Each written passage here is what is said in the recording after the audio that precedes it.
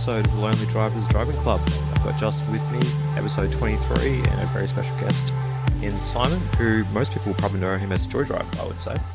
Yes, somehow that's become a thing. Yes, I'm Joydrive. Somehow that's become a thing. It's not planned or anything, right? Just overnight success. Well, yeah. I mean, we're 6 years in now, so yeah. 6 years in? Yeah, something like that. I don't even know the full number, but it's a long time. That's pretty cool, man.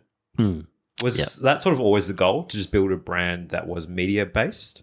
No, it all started from the YouTube channel. Yep. And like 6-7 years ago, I started a YouTube channel, and it's a really dumb name, but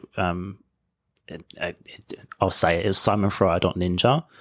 It was based on this whole premise that my background is web development, and I was going to start this like blog and blah blah blah. And I was like, I'll just do a YouTube channel, the same name. And I was like, I really want to do like a series of like reviewing cars. Bear in mind this, we're going back like 6 years now or something like that. Yeah.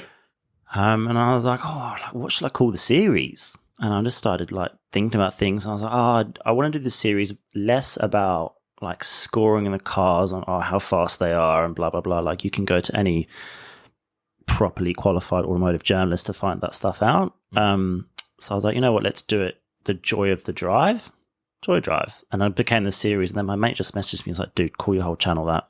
I was like, okay. And then that's literally how Joydrive came to be. But just my mate back in England messaged me. I was like, you need to call your whole channel that. And I was like, okay. And then here we are 6 years later. And it's stuck. Yeah.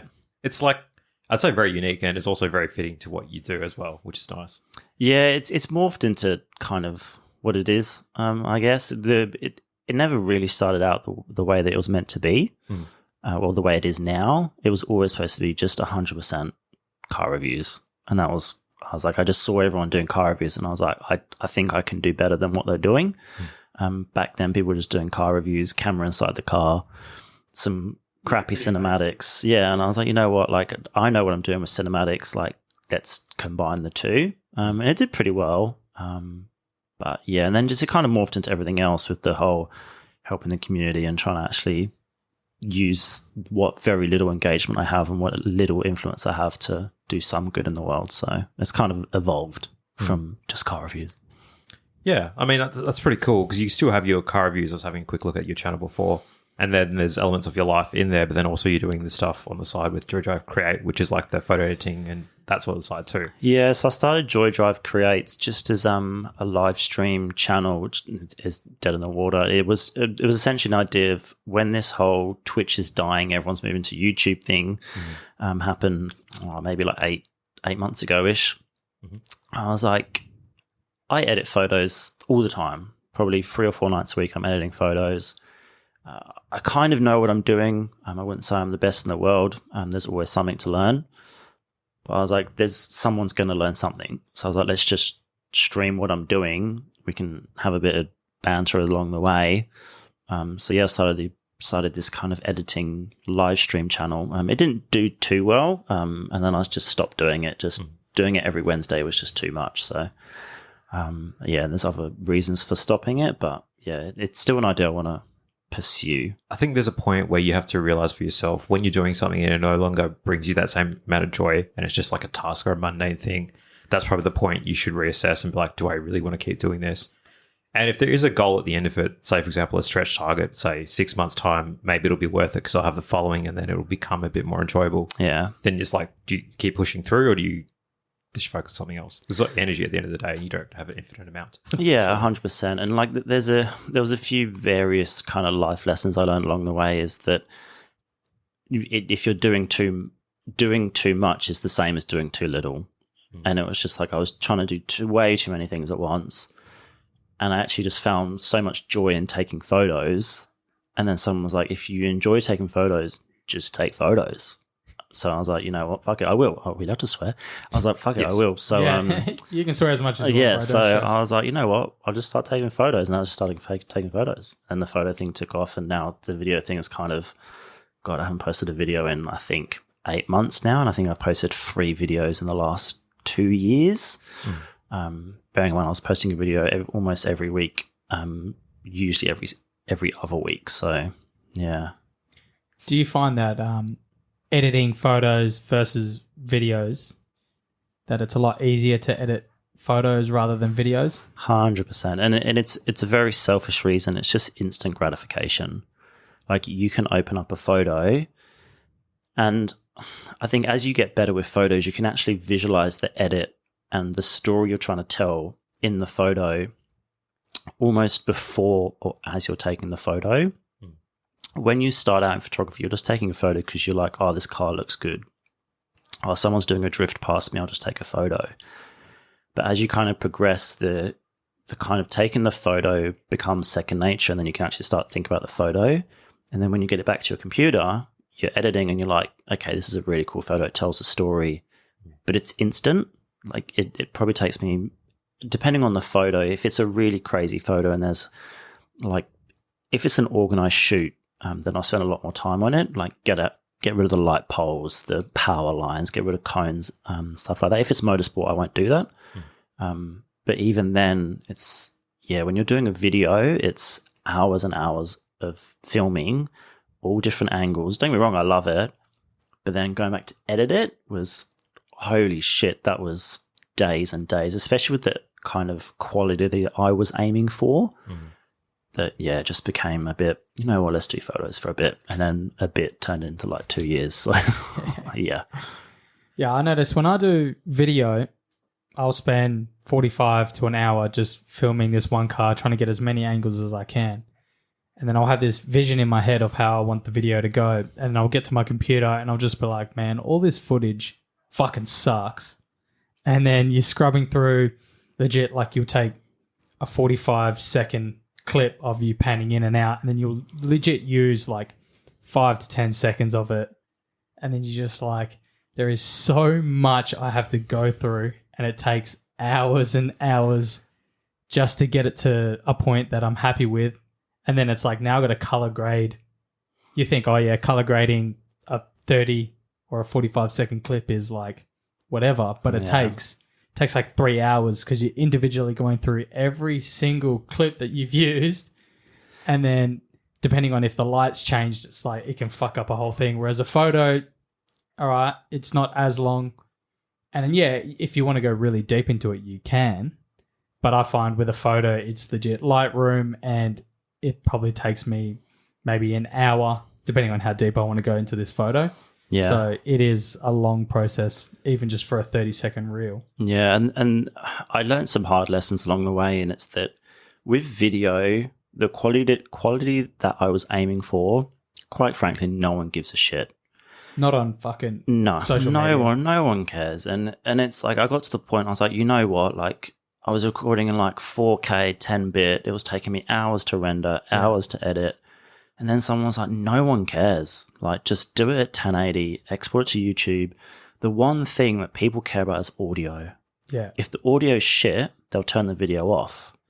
If it's an 8K video and the audio is shit, they'll turn the video off. If it's a 720p video and the audio is crisp, they'll keep watching. Like, it was just this like, all right, I actually need to give more of a shit about things that my audience actually cares about, rather than what you care about. Yeah. Which sort of takes a little bit of the passion away. 100%. And there's this fine line between the things that give me joy and the things that are going to bring my audience to me so that I can continue to do the things that bring me joy. So the prime example is one that I always use is Adam LZ. Adam LZ, one of the, if not the biggest automotive creators on the planet, started doing BMX, randomly started drifting, and all his BMX people were like, see ya. His channel kind of tanked for a bit, and then his drifting people were like, wow, this kid's actually like, I can relate to him. And he started doing drifting content. Fast forward many, many years, he buys a compound. He'll do a whole video on laying concrete. I know, I watched that video. And people froth it. And that's not because people are now like, oh, he's not doing drift content, I won't watch it. They're like, they go to the channel because of him. But at the start, that wouldn't be the case. If he did a concrete video at the start of his career, people wouldn't watch the video. You have to kind of get that relationship with your audience, and you have to kind of make some sacrifice along the way. Like, you're still trying to communicate who you are as a creative, so don't lose everything that you're doing. If you have signature edits, etc., like keep doing what you're doing. But yeah, there's definitely at the start, especially on YouTube, I can't remember the statistic, but it's something mental. Like every minute, 1 million hours of footage is uploaded.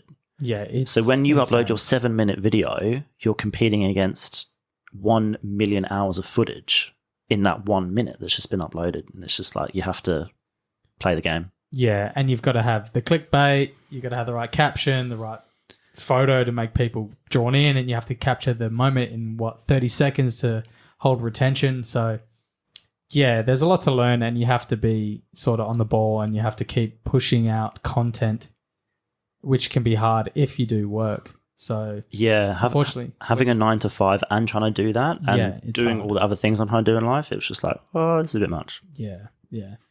So, yeah, because I've noticed, like, I'll have a vision of a reel I want to make with a song that I really enjoy and I like, but I know it's not popular. It's not a popular song. Yeah. So, Instagram is instantly not going to favor my reel because I'm not using trending music. So then it's like, do I even, like, you have this thought in your head, like, fuck, do I even bother putting it out? And then, like you said, you lose passion, you lose joy in doing it because you're already disheartened that, it's not going to do well because the algorithm doesn't favor what you want. Yeah, 100%. I'm in a group chat with a bunch of creators, and some of them are young, not very established, and some of them are very established. And it's interesting. We often have this conversation around statistics and engagement, and there's this kind of split. There's like if you want Instagram or like your creative passion to become a thing, you almost have to have this compromise of you actually have to give a shit about the statistics, which is the most soul destroying thing on the planet. But if you want to go somewhere, you do have to give a shit. And if there is this reel that doesn't quite have the audio, but it's going onto your Instagram, which is essentially a kind of R level, a portfolio, then it's still worth it. Because a potential client might see that, or you might go to a potential client and be like, hey, let's work together. And they're going to scroll through and see some really cool stuff, trending music or not, they're not going to give a shit. So it's like there's this compromise of a bit of a give and take sort of deal. Yeah. And I've not perfected it. I'm finding it very hard to find anyone that has. So because Trevor and I have had the conversation, I think, a few times about, the putting up reels, photos, not getting the clicks, and then you're depressed because you're like, if I put it up, I'm not going to get any fucking views and shit like that. And you've like, I've put so much effort, heart and soul into this, and you already know you're going to get disheartened straight away, which is, it's shit because you shouldn't think like that, and you should just do what you think is good. And if people like it, they like it, and if they don't, well, who gives a fuck? Yeah, and it's this hard line, right? Like, as creatives, we love what we do. But anyone that tells you that the instant gratification of someone saying they like it doesn't give you a little push-up is a fucking liar. Like, yes, you can put it up and not get the likes and be like, you know what, it's there anyway. It is what it is. But of course, you're going to feel shit about it. The best way I look at it is people like Ross Reviews. Like, he started doing car reviews long after me, and he's destroyed like my trajectory because he put in the work. Every week he turned up. He released a video every single week, whether people watched it, whether people didn't watch it. He was there every week. He's just hit 60,000 subscribers, does YouTube full time. And that's a bold lesson in just not giving a shit about the statistics. Just, all right, do the grind, turn up every single week, have a plan, and just stick to it. Yeah, consistency is key sometimes. 100%. But yeah, unfortunately, Trevor and I, we both work a 9 to 5 job. Well, 6:30 to 2:30 for me, and I've got a family. But yeah, so unfortunately, this is a hobby for both of us at the moment. Yeah, and there's no reason it couldn't ever go further. Like there's things that help me. Like I schedule. So on like whenever I have a day free, I'll schedule the next week or so's content. My biggest fear at the moment is the content I'm pushing out isn't as good as the other content I'm pushing out, which comes back to this whole conversation, right? Is that if you're pushing out content, it sometimes doesn't really matter how good it is. Like I've come off this high of LZ World Tour of the RWB stuff, which just crushed my entire year's engagement in 2 events to now I've just posted a couple of photos from a Honda meet and no one gives a shit. Yeah. But it's like I'm still posting. And that's the shift I have to I'm still wrangling with 5-6 years later. Unfortunately, being in Australia, we're not going to have these LZ World Tours or World Time Attack, or like you said, when that what's his name? He came and built that Porsche. Nakasan. Yeah, fuck. Unfortunately, we're not going to get those opportunities every weekend. Yeah. Like what you see in Europe and America, because obviously Perth and Australia is so secluded. So you can't, let that stop you from, like I said, creating content and putting it out there. Like there's definitely content out there to create. Again, custom out to Ross Reviews. Like he's done God knows how many videos of Perth cars, and there's still Perth cars out there to review. And his audience is mainly focused on Aussie and Euro. My audience was mainly Japanese and that kind of demographic. So there's always something. There's always someone. There's always content there. Sometimes you have to just search a little bit harder than the most to find it. Yeah. Yeah. That's very, very much the case. Sorry, man. No, fucking nothing really to say. I was just going to say, like, through this podcasting journey, it's led me down a pretty cool rabbit hole of actually looking for Australian-based content creators and looking for specific things. Like when I first started this and the idea with Justin, the first thing I Googled was like Australian-based podcast content. And let's say 90% of them were more car reviews sort of thing and that kind of style of stuff. And then I came across Gutter to Gutter, which is basically like a car culture / drifting podcasts and mini trucks, etc. And that's kind of what led me down the path of, maybe there is a small like area within Perth, WA, where it doesn't have that car culture podcast just yet. It's probably good to get our foot in the door and just start and see where it sort of takes us. And to be honest, I don't know if there is another Perth-based podcast and this sort of stuff just yet. And if there is, love to collab with them. But it's like starting and then just getting your voice out there. I think's pretty cool. Yeah, 100%. And like I mentioned off air, like I had a podcast. Oh God, it was, Christ, I can't even remember. Because I was in the new house, maybe like four years ago. It was with Adam, who's got a, Christ, I'm going to get this wrong, and if he ever listens to this, he's going to murder me. It was a 66 Mercury Comet, essentially the American version of like an old school Ford Falcon. And he just hit me up one day and he's like, dude, let's do a podcast. Like, we're completely opposite ends of the automotive spectrum. We both love YouTube. Let's just talk some shit. So yeah, we would come in. He would have all the research of what we were going to talk about. Each podcast episode would be a different subject, but each one would then also recap the YouTube videos of people that we were really into, and we would actually discuss those YouTube videos and the issues that were brought up in those YouTube videos, which was kind of it was Adam's idea. I'm not going to take that one from him at all. It was essentially his idea of, okay, we're a Perth-based podcast. We can, if we get people on, they're going to be from Perth, but let's find a way to make it relevant to other people. So talking about the YouTube and stuff kind of widens it out. So they're like, okay, I'll listen to some people talk about cars, and there's people in there, there's some information in there which will be completely relevant for me, which was the YouTube stuff. So yeah, it's an interesting, he had a lot of forethought to think ahead. Yes, he sounds very well planned. Which is crazy because he's one of the fucking loosest units I know. Like, just, but he loved the podcast and he took it very seriously. So things that he loved, he would take properly seriously. But yeah, he lives in, I can't remember. I'm sorry, Adam. He lives Beverly. Okay, I remembered. Good. He lives in Beverly, and he has he won't mind me saying this because he fucking loves it. He built his rear deck out of old pallets. Oh yeah. Yeah. Yeah, but they're free, so who cares? Look, I'm a penny pincher, bro, so I respect it. Maybe I would stand on it by myself, but someone else stood on it, I'd be like, unsure on that, buddy. But put him on a podcast and make he's sure your fucking insurance on it. is up to date, eh? Yeah. But on a podcast, he's there. He shows up and Yeah. he knew what he was doing. Yeah, it was So crazy. that's like Trev, mate. He does all the research, comes up with the questions, and I just fucking rock up. He does all the work. Yeah. So cheers, mate. Yeah, that's all good. Hats off to you. But it's a good sort of transition to planning. So, like, what I think me and Justin originally started doing when we started the podcast is mainly just like bouncing off each other, and then eventually we were like, cool, we'll loop in like our closer network to start with, and now we've started reaching out to people we haven't necessarily spoken to before. Yeah. And that's where the planning comes into play, and I'm guessing that is very important when you go shooting and stuff as well, or creating content for Yeah, 100%. a larger group, for example. Yeah, there's something that I learned a little while ago now, but it was a fair while into my journey, was planning a video. I would rock up to a video with not a clue what I was going to say. I knew the stats of the car and that was it.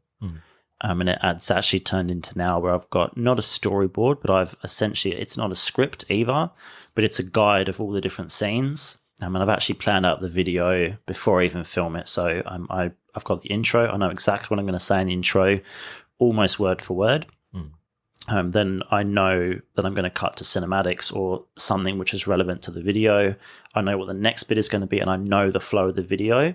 What that enables you to do is to sound a lot more professional, because you can be like, and later on in the video, we're going to talk about X, because you know that you've planned it out and you know that you're going to say that, or you know you're going to say something similar to that. And you also know that in that scene, you've spoken about that before, and you can start bouncing around. Start referring back to it. And it's like, oh, as I mentioned earlier, you know you've actually mentioned it. And having the planning also reduced drastically, the anxiety of a shoot, just making sure have I got everything, and B, the length of the shoot. Because you turn up, you know what you have to do, you do it, you're still putting the same amount of creative passion that you normally would into it. It's just a lot more structured. And in actual fact, I would heavily argue that the planning actually made me more creative, because I was more comfortable about doing the things I was doing, because I knew that I had a plan in place to make sure that whole video got filmed. There's been a couple of occurrences. I've got a fucking banger video filmed of I took a Genesis or a GV70 when my mum was over. It's one of those full electric cars. We took it down to Margaret River. Got a 420 kilometer range, and we did like 1,000 kilometers in it. And I filmed the whole lot. And I had this, again, I planned out exactly what I was going to say, even when I was like down in Margaret River, even when my mum was around. I was filming the outro. I was filming the intro on the last day I had the car.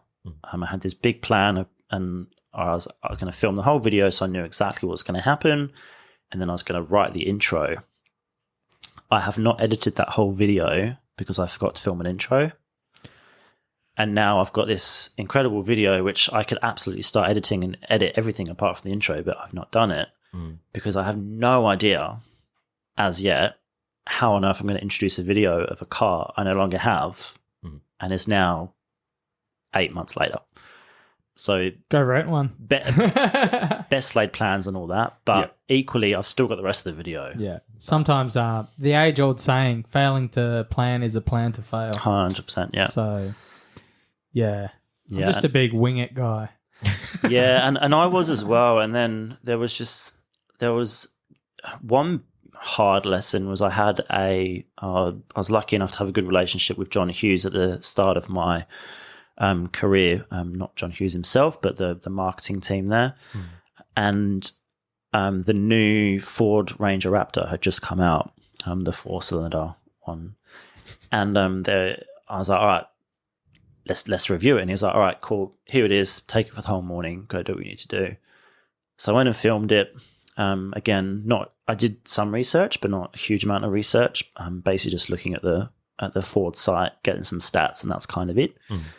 And on the video, I mentioned how good it sounded, not realizing that they pumped faked audio into the cabin, and the comments section went mental. Tore you apart, eh? Tore me a new one. And I was like, you know what, like, doing my research and my planning has to be part of the process. And now it's like I'll look at automotive reviews, I'll look at other YouTube videos, I'll get my ducks in a row to not say the wrong thing. especially when it comes to car reviews, everyone's an expert. So Yes. everyone's got something to say. Everyone's willing to fucking tear you up and shred you to pieces in the comments. So, yeah, when it comes to car reviews, you sort of got to be on the money. Yeah, and look, I'm not going to sit here and say that. Quite frankly, I'm any different. I'm no expert. I no, there's no school on car reviews. I just one day was just like, I'm going to start filming car reviews, and suddenly I'm being given manufacturer cars for a week.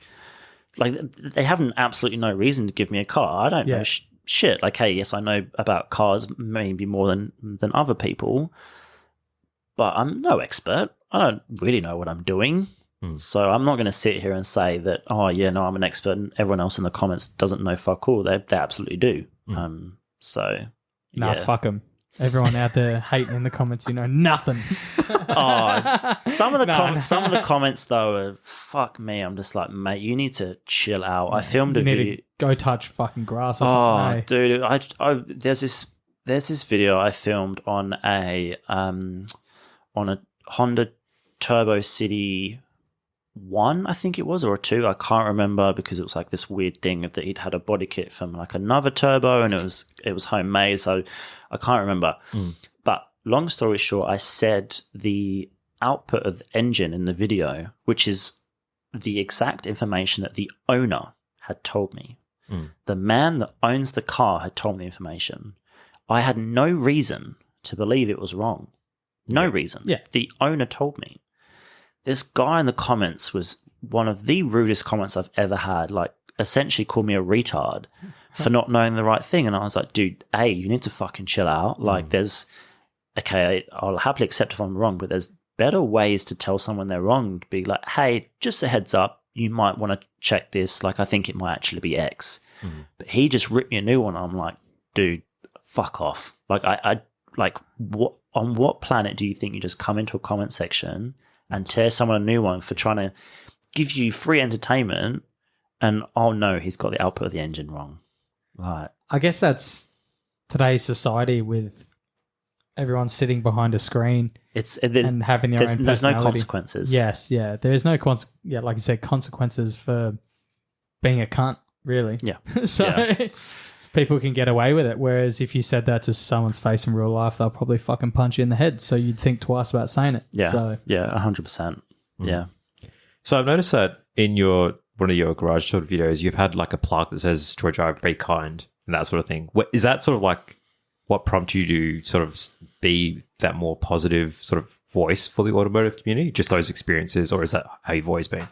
Honestly, I don't really know where that came from. Like, I guess just the way I've been brought up, which is a bit of a soppy thing to say, but the way I've been brought up was a bit more old school, with old school values. My granddad, completely random story, would set the table how the Queen would set the table, like with the 3 forks, the 3 knives, the 2 spoons, and he would lay it out properly. And God forbid you did it wrong. God forbid. get a hide and Yeah, and it just like, it's just these little things that are like kind of instill this. I don't even know how to describe it, but just this ethos of just trying to do the right thing. But it was never do the right thing or else. It was always, okay, we can try and make a difference here. If we can, great. If we can't, move on. Though, honestly, I don't even know where the be kind thing kind of started from. I've kind of just always, not always, that's a lie, but since I've been in Australia, I've definitely changed a lot since I first moved here. And I've learned a lot over that time. And it was just essentially leave today better than I found it. And I was like, how can I summarize that? Be kind. Yeah, that hits the nail on the head, right? Like, to be honest, I've gone through a similar sort of journey where, like, my parents brought me up and they were like, you know what, just do the best that you can, try to be kind to everyone, that sort of thing. And at the end of the day, you can go to bed happy knowing that you've offered the best of yourself to the world, and whatever happens, happens. But just, wake up the next day, start fresh, and on to the thing, on the next, keep doing that, and so forth. So it's, I think, one of those journeys as well. As you mature, you kind of realize how important that is, especially when everyone else, I say quotes, is not doing that. Yeah. it really makes you stand out as a person. So, like, I mean, keep pushing it, man. And I don't know, I think Justin and myself are trying to do the same thing for Perth's automotive community too. Speak Yeah. for yourself, bro. I fucking hate everyone.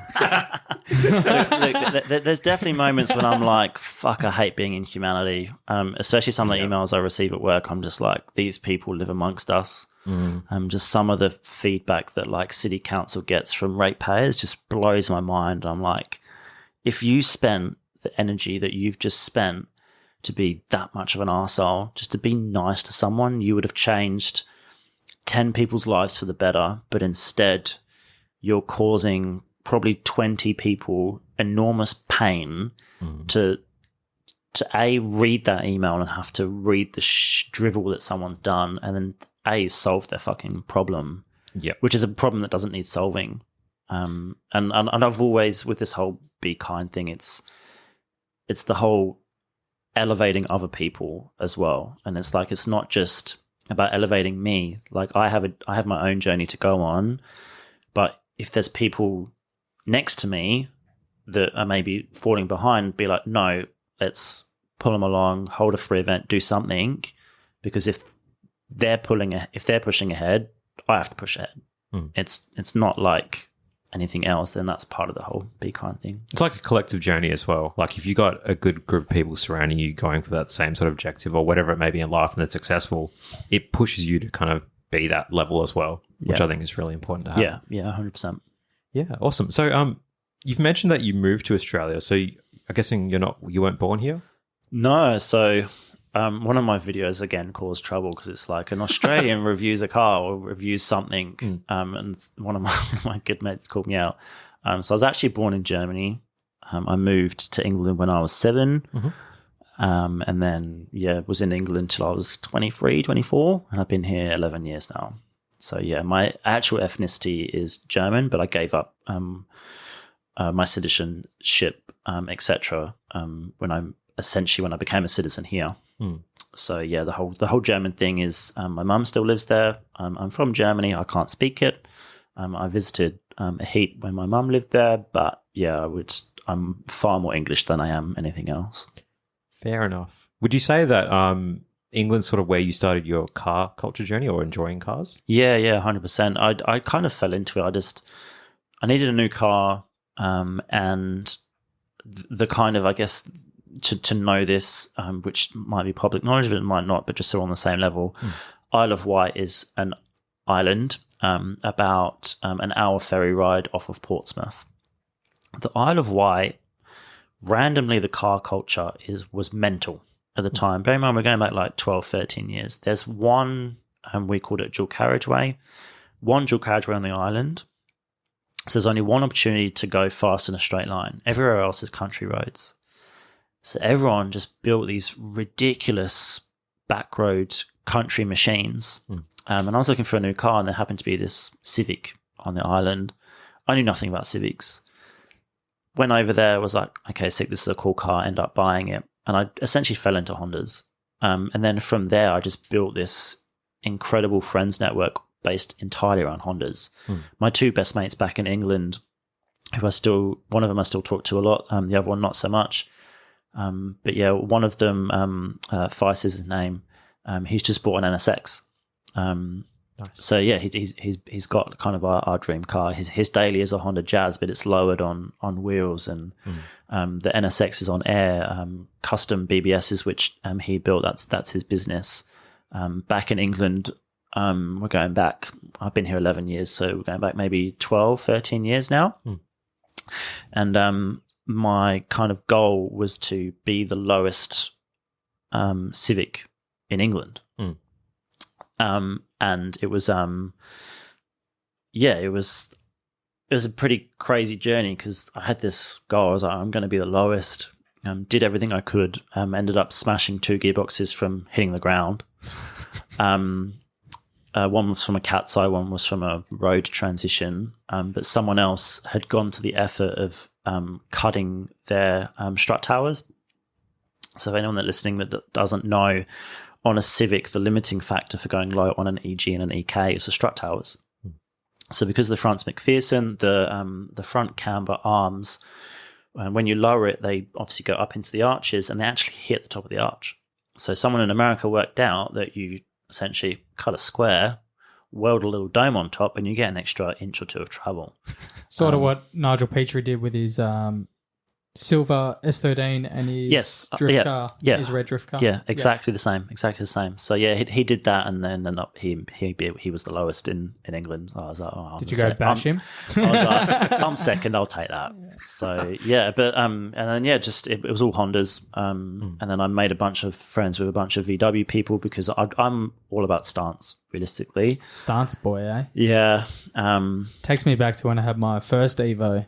And I remember rocking up at a car cruise and I had the lowest Evo there. All static boys, no bags. And then I was just like, it's not practical being this low because every couple months I have to invest in another front splitter. And every time I have a passenger in the car, all they do is complain about it's scrubbing everywhere. Yeah. And I always had the saying, if you're not scrubbing, you're not low enough. Yeah.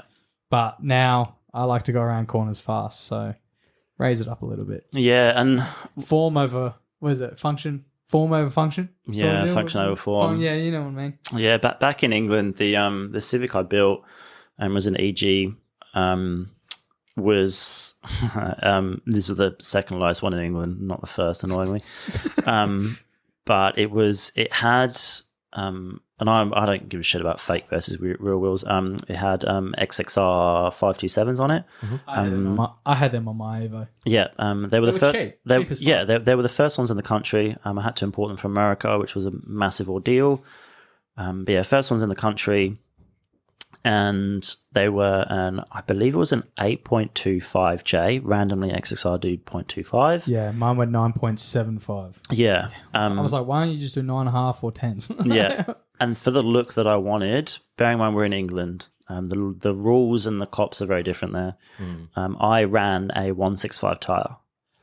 Skinny. So the sidewalls didn't touch the inner edges of the wheel. So you could actually see the barrel of the wheel. On stretchy boy, eh? Yeah. And that's because I wanted to run the car, not rub, but literally be almost rim on arch. Yeah. Fucking hell. Yeah. That's a stretch tyre. Yes. Yeah. And I did some dumb shit on that tyre as well, which I look back on and I'm like, probably not the best idea I've ever had. Yeah. Just doing silly speeds round a gentle left-hand corner. But looking back, I was like, if I was going to die, it would have been then. Yeah, do not condone that. I learned my lesson then. Like nothing happened, but looking back, I'm like, you wouldn't do it now. Yeah, I should. A bit grown up now. I should have backed out. Yeah, I should have backed out. Because I remember buying my XXRs, and they were like $700 for a full set. Yep. And I love the look of them because they're concave and they're aggressive, so they've got that staunch look to them. But I could just, because being a mechanic, I can work on my own car, balance my own wheels and stuff, and they would never balance up right. They'd always have a little wobble in them, so you just knew they were sort of cheap. Yeah. I do miss those wheels. I sold them for fuck all because I put fucking aluminium wheel nuts on, and then I was driving to work one day and one of my tires blew out because mine, I think, being almost a 10-inch wheel, I had 235s on them, so they were stretched. Okay, yeah. Driving to work, left-hand rear blew out, so I parked it at my mate's workshop, and then while I was at work, he got it fixed for me. So the tire shop actually put the wheel nuts back on because they're aluminium, super soft. They did them up way too tight. So when I bought my TE37s, I was like, fuck yeah, I'll take them off, swap them. And all the wheel nuts snapped. So they didn't snap the studs, they just snapped the actual wheel nuts off. So I had to drill out every single one, and frustration got the better of me, and I fucking drilled into the rim, and I miss those rims. So long story short, don't buy aluminium wheel nuts. Yes, yeah. My ex was looking at wheel nuts for her MX-5, and she was looking at aluminium. I was like, "Don't you dare!" Nah. They're all right, but you've got to just not do them up too tight. Well, I think there's been enough lessons now, and there's enough decent steel ones that aluminium just needs to go in the bin. Yeah. At that time, I couldn't get like a good set of red, like anodized red steel wheel nuts. Yep. Because, I used to go to Vision R. I didn't really like buying too much shit off eBay. So I used to go down to Vision R in like Melville. Is it Melville? No. Yeah, O'Connor or something. yeah, something like that. Yeah, and he only had like black and a few other colors, and I was like, no, I want red. Yeah, I want them to match my Brembos. yeah, and it's just nice. Like now buying real wheels and the real Quality. the real lug nuts. Just the experience is just mind blowing. Like I've bought so many new wheels. Like I've bought XXRs new. I've bought rotors new. But yeah, buying these T37s, which are new old stock, the boxes weren't even opened. And then the raised wheel nuts came in a plastic box, which has an open and closer. Like it's just like just the little things, and I'm like, holy shit! Like, Life has changed. And you pick them up without tires on them, and you're like, holy fuck! How can a rim be this light? That blew my mind. Like, yeah, I remember picking mine up for the first time, and I was just like, holy shit! Like, yeah, because mine is 16 by 8, so they're not huge. Yeah, which obviously makes them even more lighter. And I picked them up, and I was like, how? Yeah, how and it'll make your car possible? so much faster as well. People don't realize the lighter your rim is, the less force you need to move them, the faster your car will be. And it drives so much better. Oh man, And it sounds stupid to say, but driving on the TEs is so much nicer than on the Toms. Yeah. And yeah, I know Toms are still genuine wheels, but they're a bit old now, and it's quite heavy. But switching to the TEs is like night and day. It's insane. Yeah, I love my T37s. I'd never sell them. Yeah, 100%. I mean, they were the second biggest purchase I've ever bought for a car, so they're staying with me. I'm lucky because when I used to work FIFO, I was like, I'm an R-ing. Like I was like, fuck, this is a whole paycheck. Like, I was on a lot of money back then. I was making, $3,000 in hand. So I was like, because I bought mine second hand off Cody Harris with his. Yeah. So they were his old rims. Yeah. And I was like, fuck, man, do I drop like all this money? And it's the best. They're so good. Yeah. Massive upgrade from the XXRs. Yeah, 100%. Yeah. And it's just a timeless look, the XXRs. Yes. Yeah. And like I have filmed everything for the Civic build, and it's called nicknaming it the cliche, because it is a very cliche build, but like I said in the video, I've had this vision for 12 years now of a EK, TEs, lowered, some nice seats, and I'm doing it. So yes, they're played out, but fuck, they still look good. Yeah, 100%. You're doing it for you at the end of the day as well, right? And that's what I say in the video. Like I'm building this car because it's what I want to build. Like I don't care what people think. Like I'd be lying if it doesn't give you a little pick me up when people are like, oh, that car's nice. I'm like, yeah, fuck yeah. Like it 100% makes you feel good. That's not why I've done it. It helps. But yeah, I had a vision and I was like, fuck it, let's do it. Yeah. And to those who are thinking of like dropping massive money on genuine wheels, 100% like do it.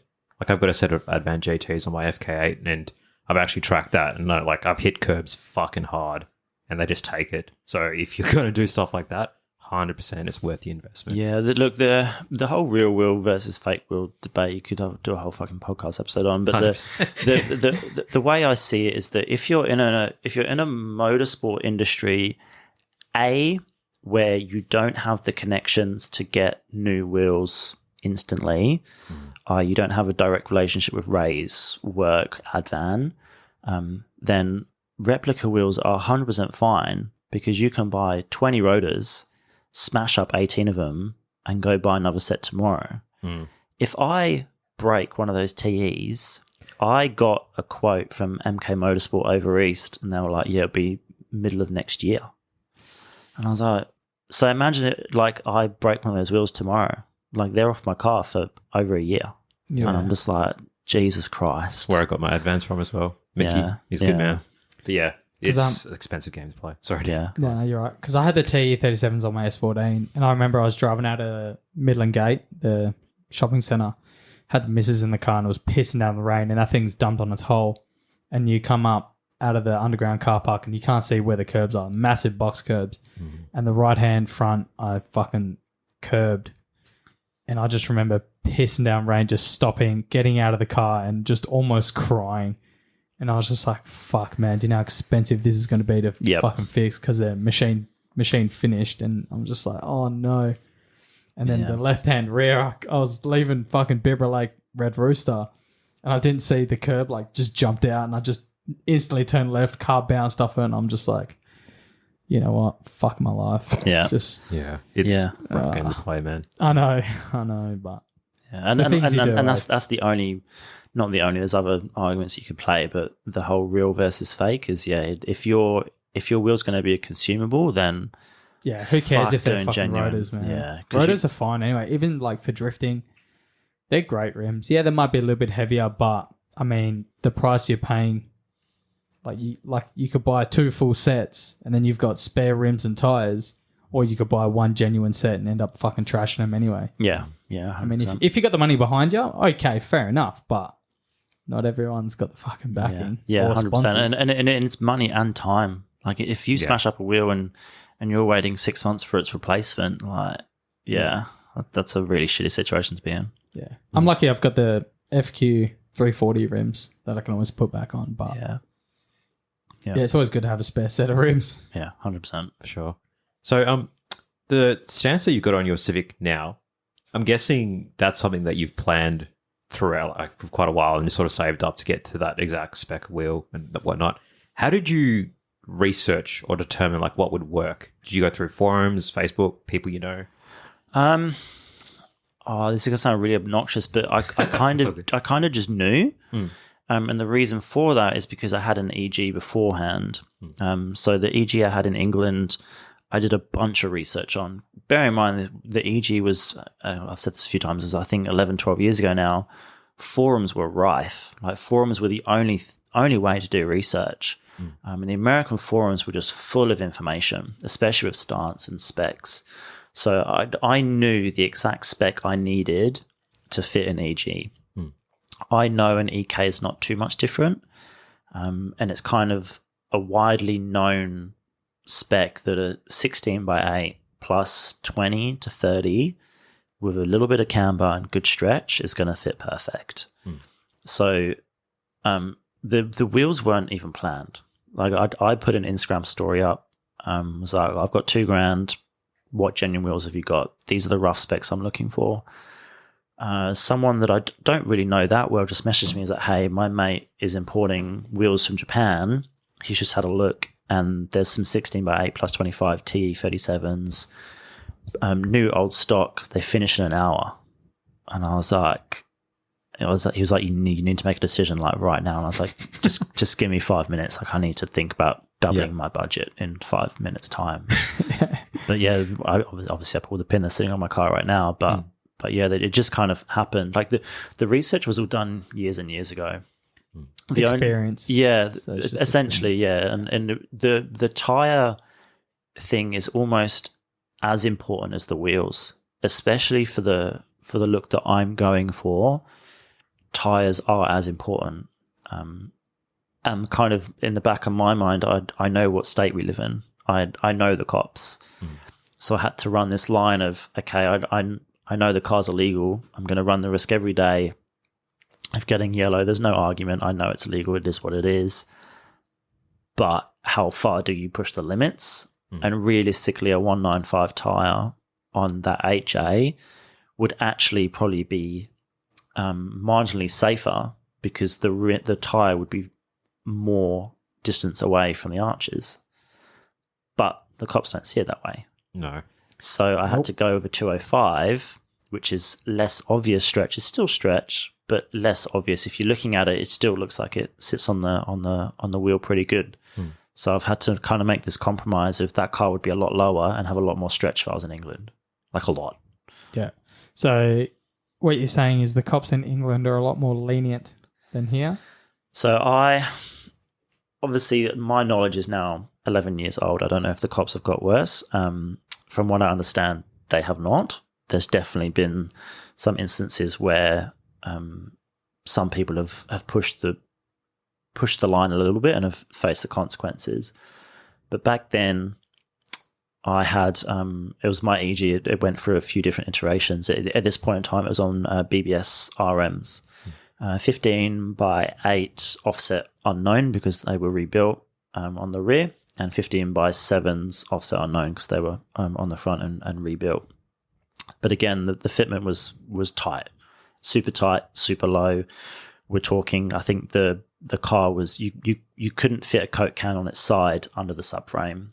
It was maybe it was maybe I'd probably say an inch and a half, maybe 2 inches off the floor at the subframe level. I had to get a custom exhaust made, which tucked it up, got rid of the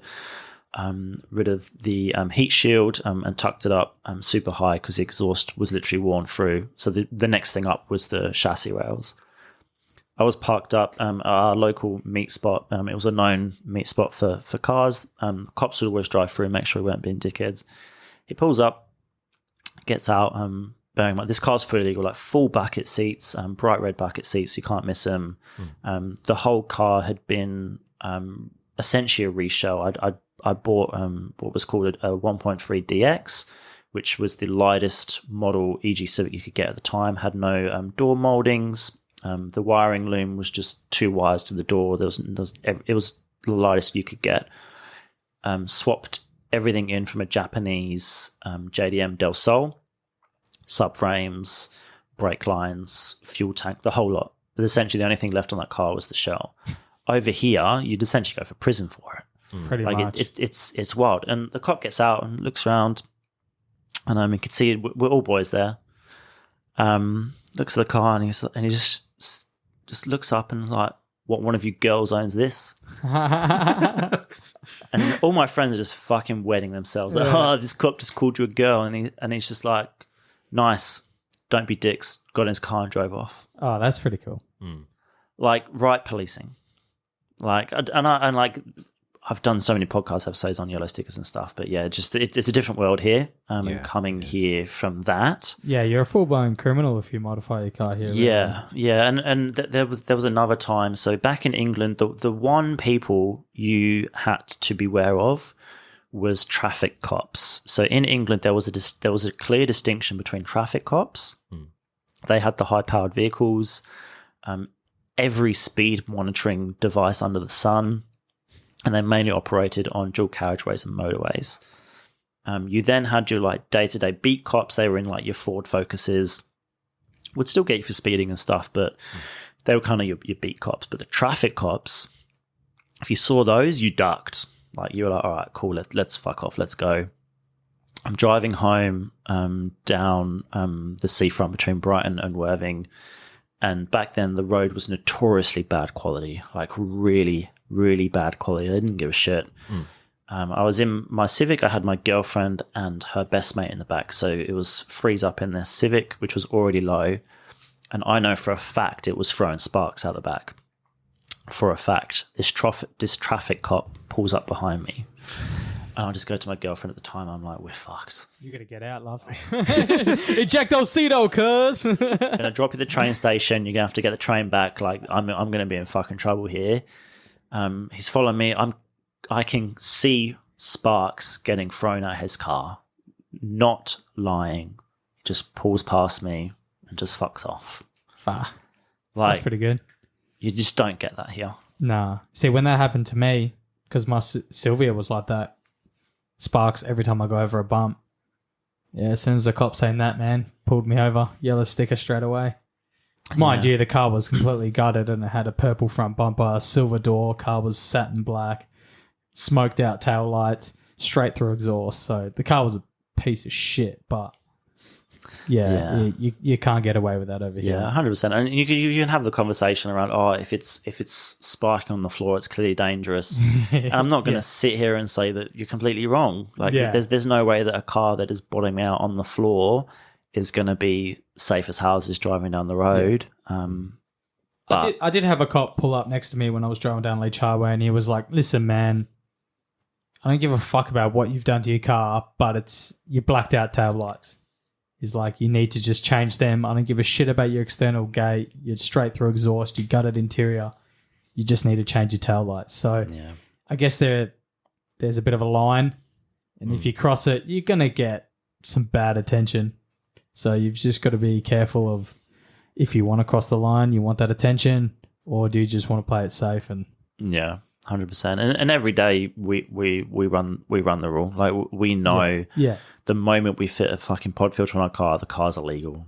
Yeah. And it's like pod filter, right? And it's like I could have this conversation till my fucking balls go blue. It's like I know that it's illegal, and I know that the cops enforce the law, and it's the law. That's fine.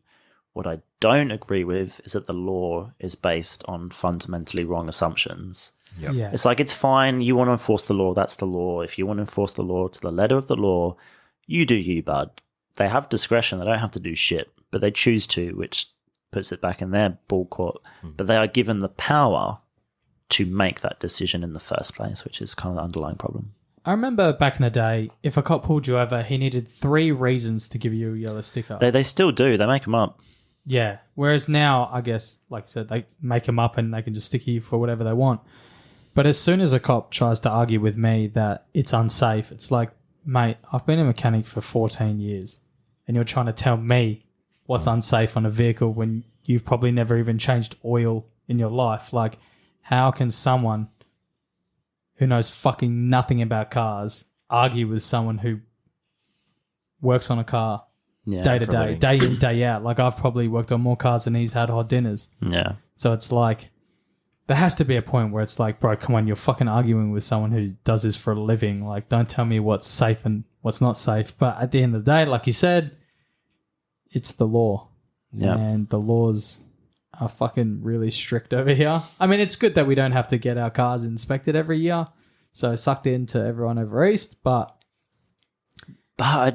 again, I actually almost think the problem is that back in England we had MOTs every year. Your car had to get inspected.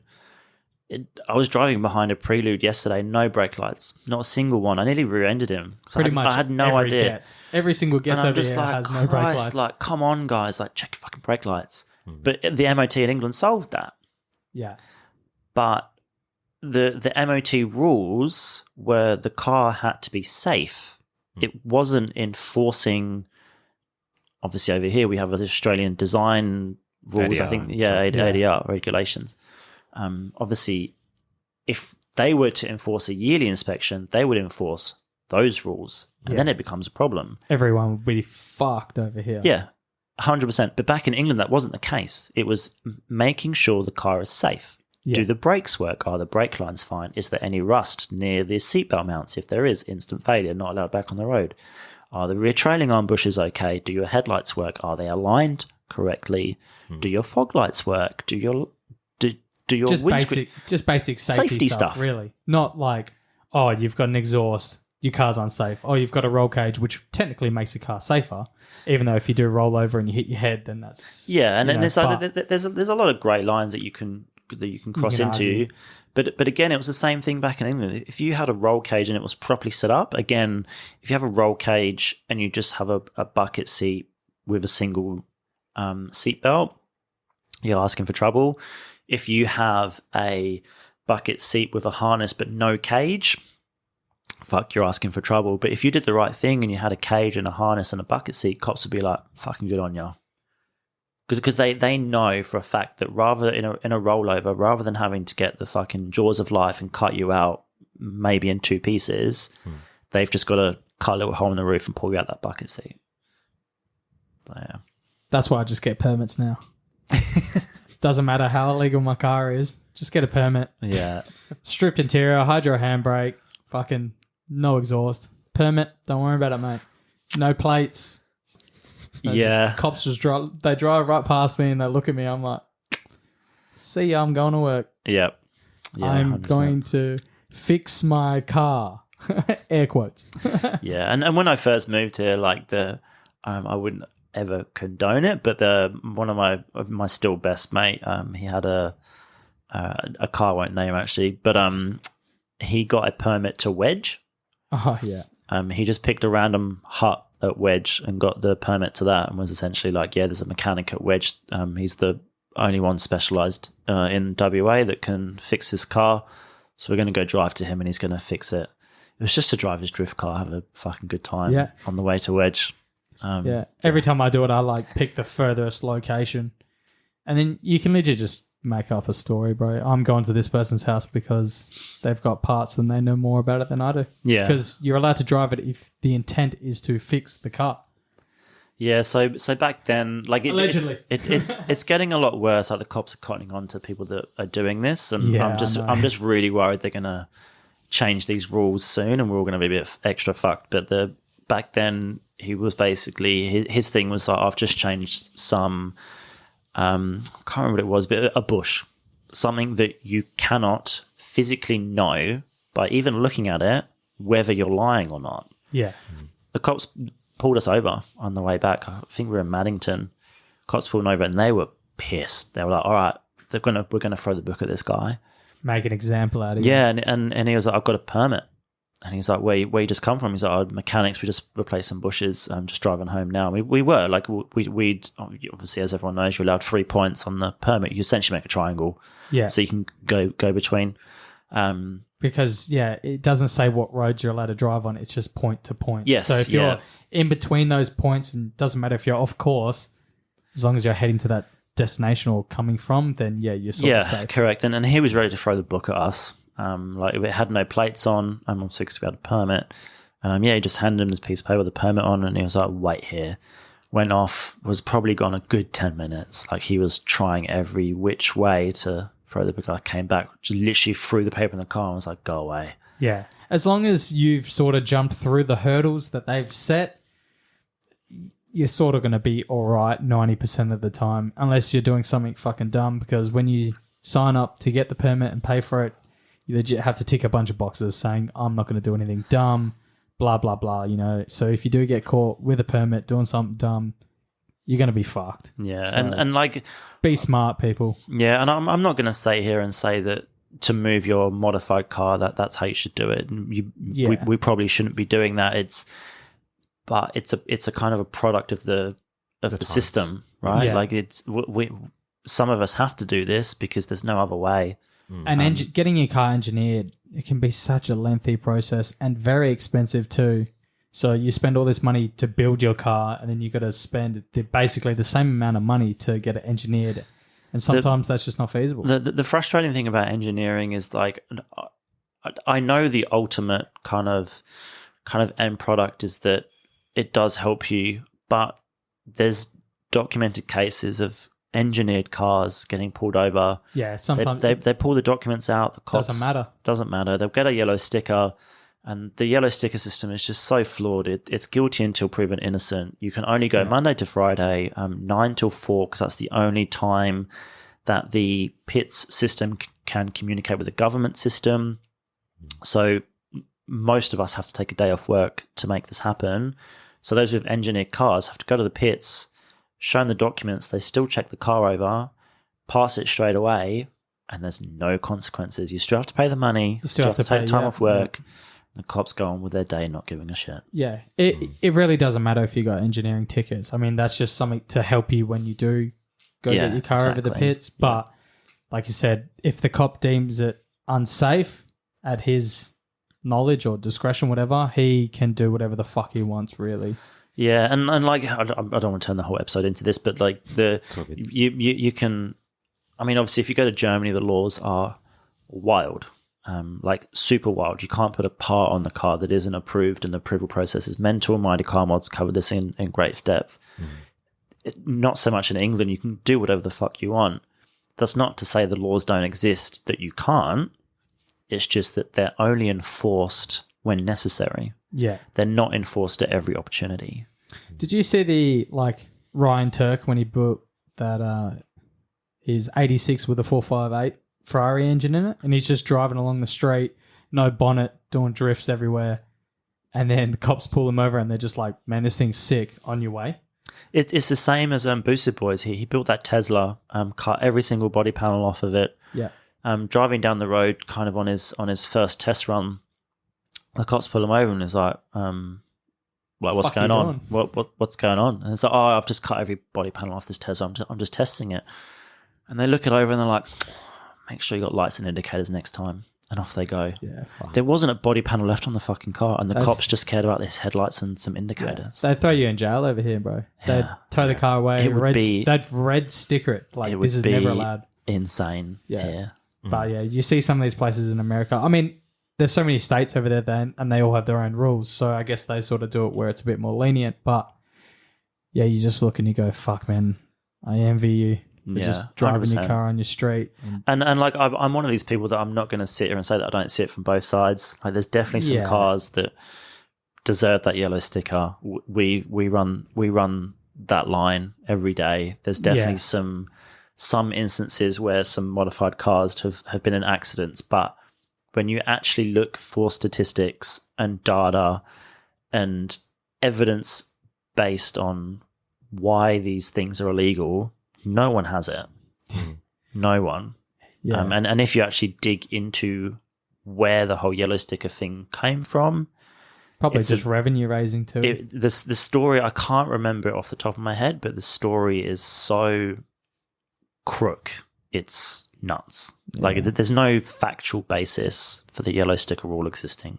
Not None. surprised in the slightest. Yeah. So we've painted a fucking pretty dark picture of being a car enthusiast in WA and most of Australia. What can we actually do within our control to still enjoy the passion that we have without placing the onus back on the police? Because obviously it's a two-way street, right? But, you know, they're not going to come to the party, let's be honest, I think, anytime soon. No. So You're safer in number, boys. Safer in numbers. So everyone get band together.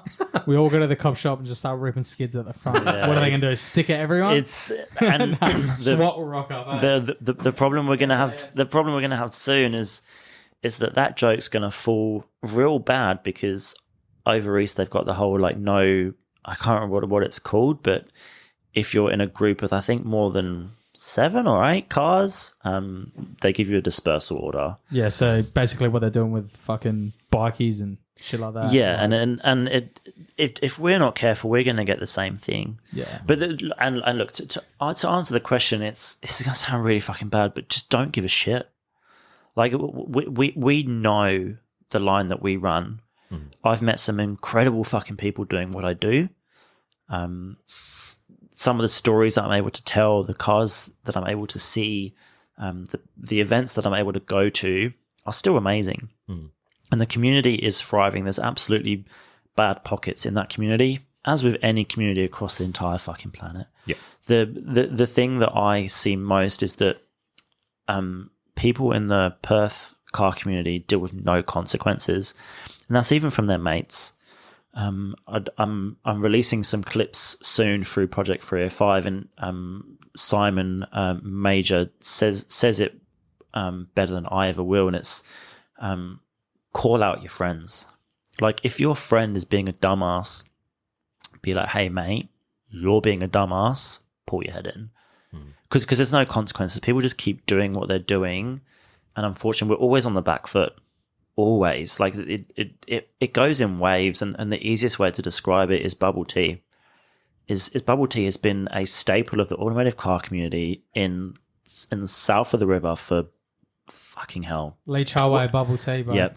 20, 25 years, it's always been there. People have always met there, and it's always, obviously since the inventation of social media and phones and people taking video and Snapchats, it's got a lot worse. But there's documented cases. You can go on YouTube. My friend sent me the video of someone recording on a fucking VHS camera, just Aussies ripping skids fucking everywhere. It's in our DNA, eh? We're just a bunch of bogans that do skids, but there's a time and place. Like there's a time and place, and right now, yeah, someone could Snapchat it and it's instantly out for the world to see. Back then, someone filmed it. No one saw it for 6 months until they saw it at their freaking mum and dad's house on VHS. Like, yeah. I'm not saying that I haven't done it because we've all done it. young, I'm not going to sit and lie and say, no, I've never done that. I absolutely have. I love a good skid and I love seeing burnouts and drifting on the street and stuff like that. But now that I'm a bit older, there has to be a better time and a place. Like, if you're all meeting up at the Bunnings on Leach Highway, there's fucking cameras everywhere, and it's such a busy road. Be smart. And everyone's ripping skids there. It's like, yeah, it's fucking sick. And if I was there, I'd probably be chanting and fucking filming myself. But then you see it on the news, and you're like, come on, guys, it was to be expected. You know? Because at the end of the day, someone always crashes. And it's like, bro, if you're gonna fucking sit there and do skids on Leach Highway on this massive intersection or busy street, it's like you've got to have the skill and the confidence to back it up. Like if you start crashing, you're going to be ruining it for everyone else. And they're doing it at like 7:30, 8 o'clock at night. It's like, what happened to the days where we used to stay up till 1 o'clock in the morning when no one was on the road and go, now's the time. Yeah, be smart. Yeah, now it's like, oh, we're meeting at fucking 7:30 bubble tea and then we're going to Bunnings and then going to go do skids in the car park. It's like, come on, man, everyone's still fucking out and about. Yeah, so. and it sounds soppy as fuck when I say it, but we are all in this together. And it's like the moment that you make a decision to do a skid, to do a dumbass thing that has the potential to end up in a real bad situation, yes, okay, 9 times out of 10 it might not, but it just takes that one fucking out of 10 to fuck up. You fuck it up for everyone. It's not just you that they're affecting. And the way that I've tried to kind of get around this is that I did used to showcase bad behavior on my Instagram, and then a few months ago I was like, you know what, I'm giving airtime to morons. I'm giving airtime to clowns that wanted the attention, they fucked up, and now they're still getting attention. So now it's about giving attention to the people that are making a difference. Yep.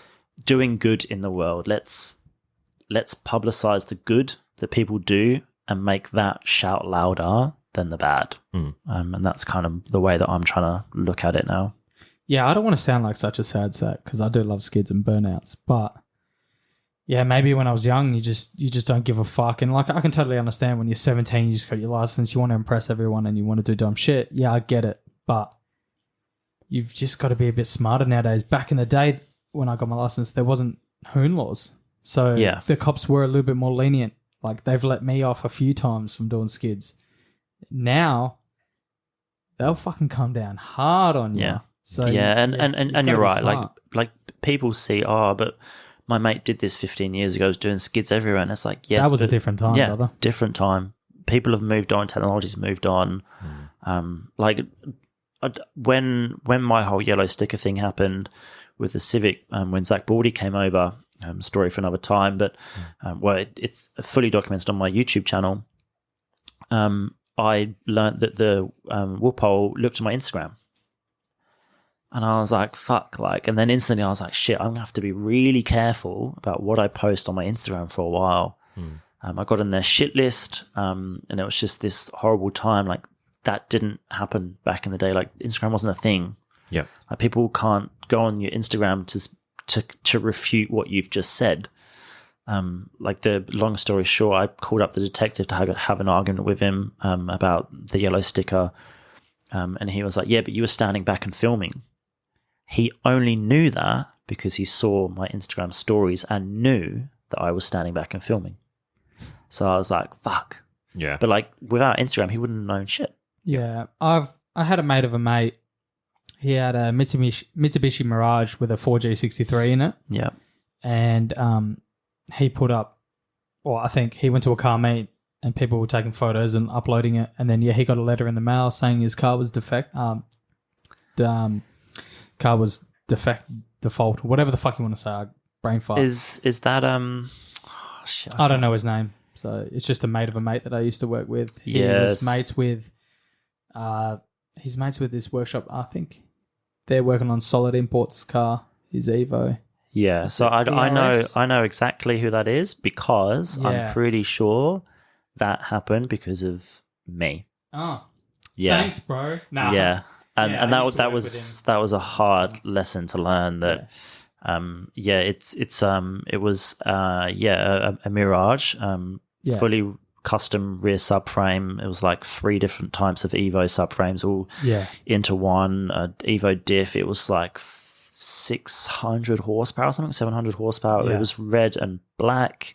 And I did a video of it at Custom Cars and Coffee. Yeah, that's it. And I filmed the underneath. Fucking what a small perth, eh? I filmed the underneath. There's pictures of it on the internet for years, but I filmed the underneath. That was it. Not 2-3 weeks later, he gets a letter in the mail saying, hey, before you renew your rego next time, you need to go over the pits. Yeah. And he was like putting I'm fucked. Putting 2 and 2 together, we were like, it's got to be my video. Yeah. Like, there's just no other way around it. So then instantly I was like, fuck, we'll probably watching my fucking videos now and getting evidence off my videos. Like, Christ.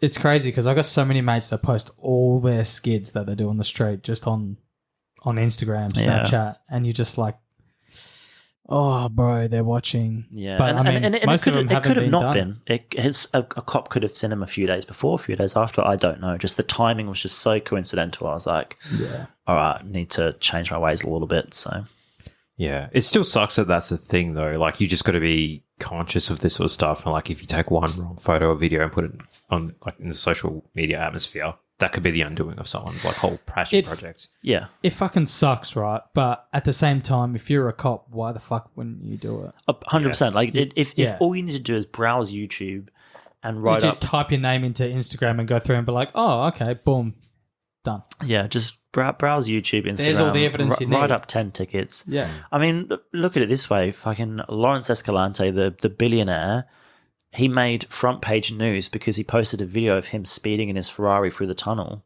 Yeah. And I it's remember no one's immune. Yeah. No one. Yeah, the fact at the moment is police looking for this stuff. Like there's a human doing it, right? Think about the future. AI is going to fucking pick this shit up hell quick.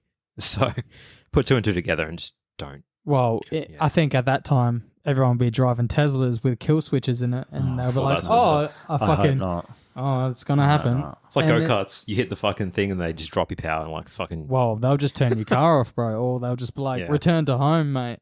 They'll be like, GPS is saying you're doing fucking 20 Ks, 30 Ks over the speed limit. Beep, press a button, or Instant they wouldn't fine. even press a button. AI do it. You see your bank account drop straight away. It's like, Fucking can't take shit. money out of your account, Yeah. bro. Social credit score goes down. Can't fucking hop on a But plane, that's the buy thing, like, groceries. The times move and we have to try and stay with them. Yep. The time's 100%. moving a lot faster than we can keep up. Yeah, and with what we do, I don't think will ever die. Like you can't modify Tesla like you can anything else. Yeah. The EVs can't be tuned. You're not putting turbos on an EV. All you can do is put coilovers and wheels on, and Check out my build, bro. yeah, exactly. And that's not going to satisfy people in this room's creative desire to modify their cars.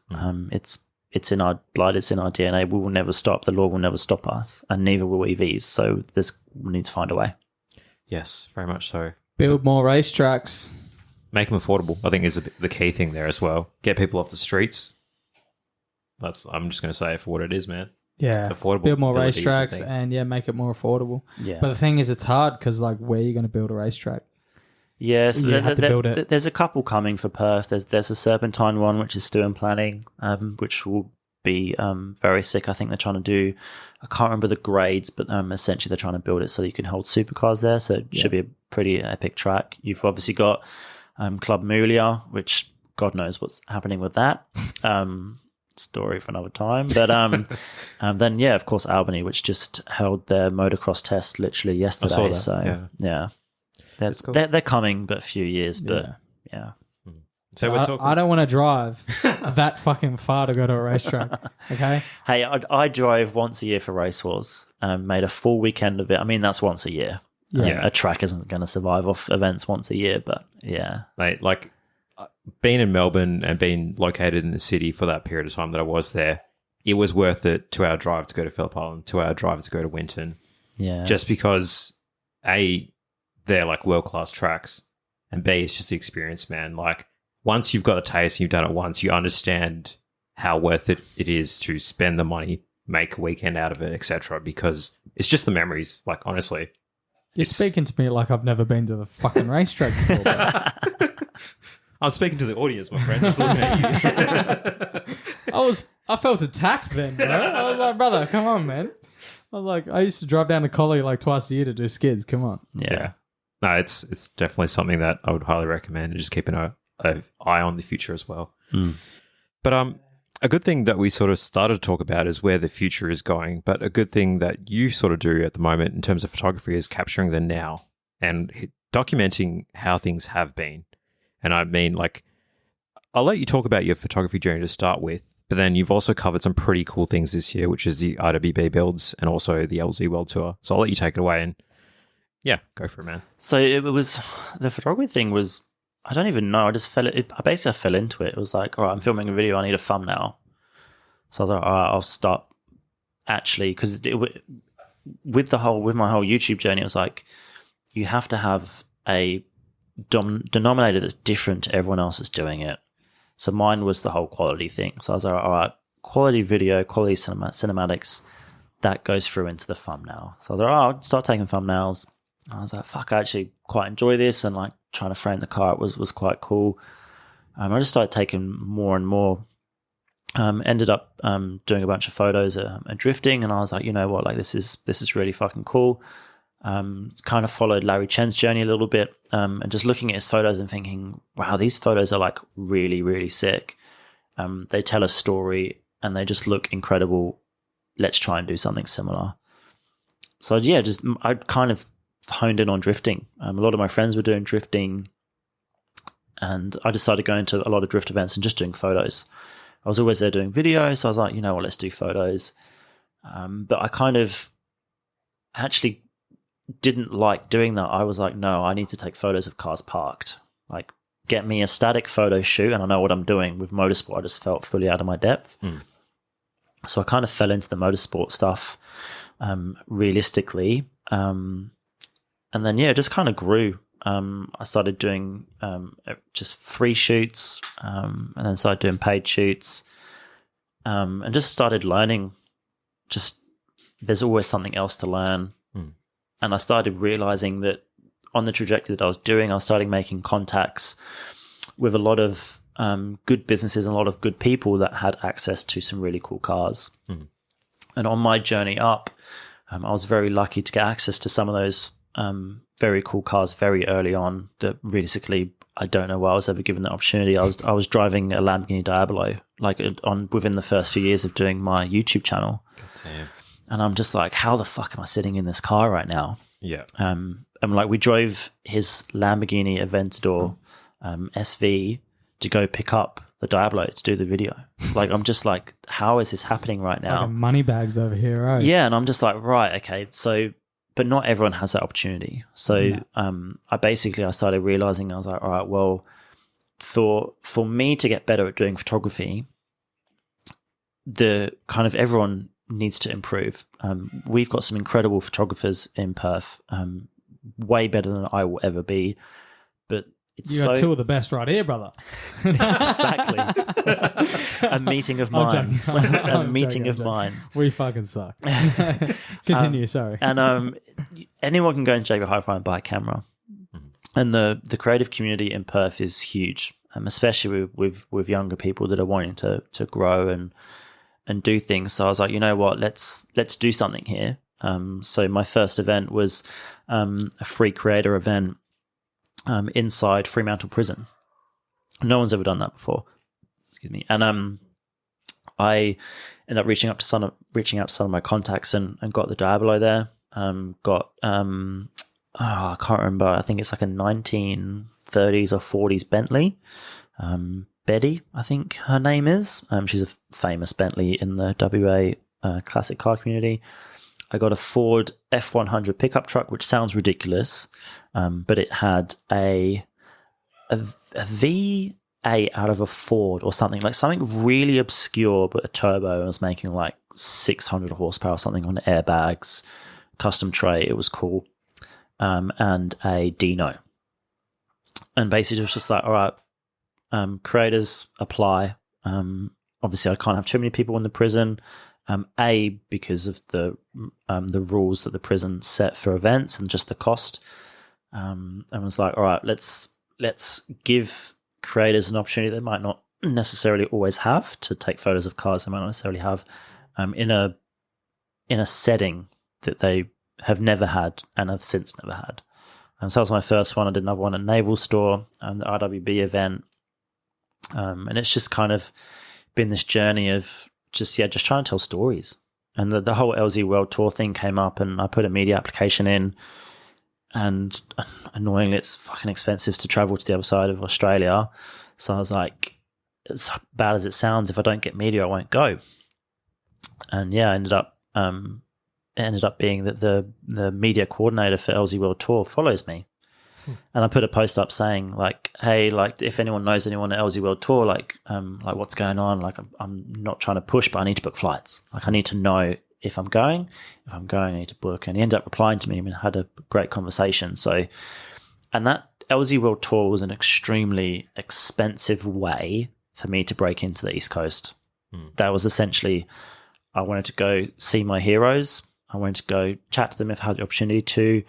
Obviously, because you're media, you can't blur the lines of fangirling and being media. We were under strict instructions, which is completely fair. That you're media, you're not there to chat to everyone, get photos, signatures, etc. So I didn't even talk to half of the people that were there. I did end up meeting Divine Media, who is Adam LZ's videographer.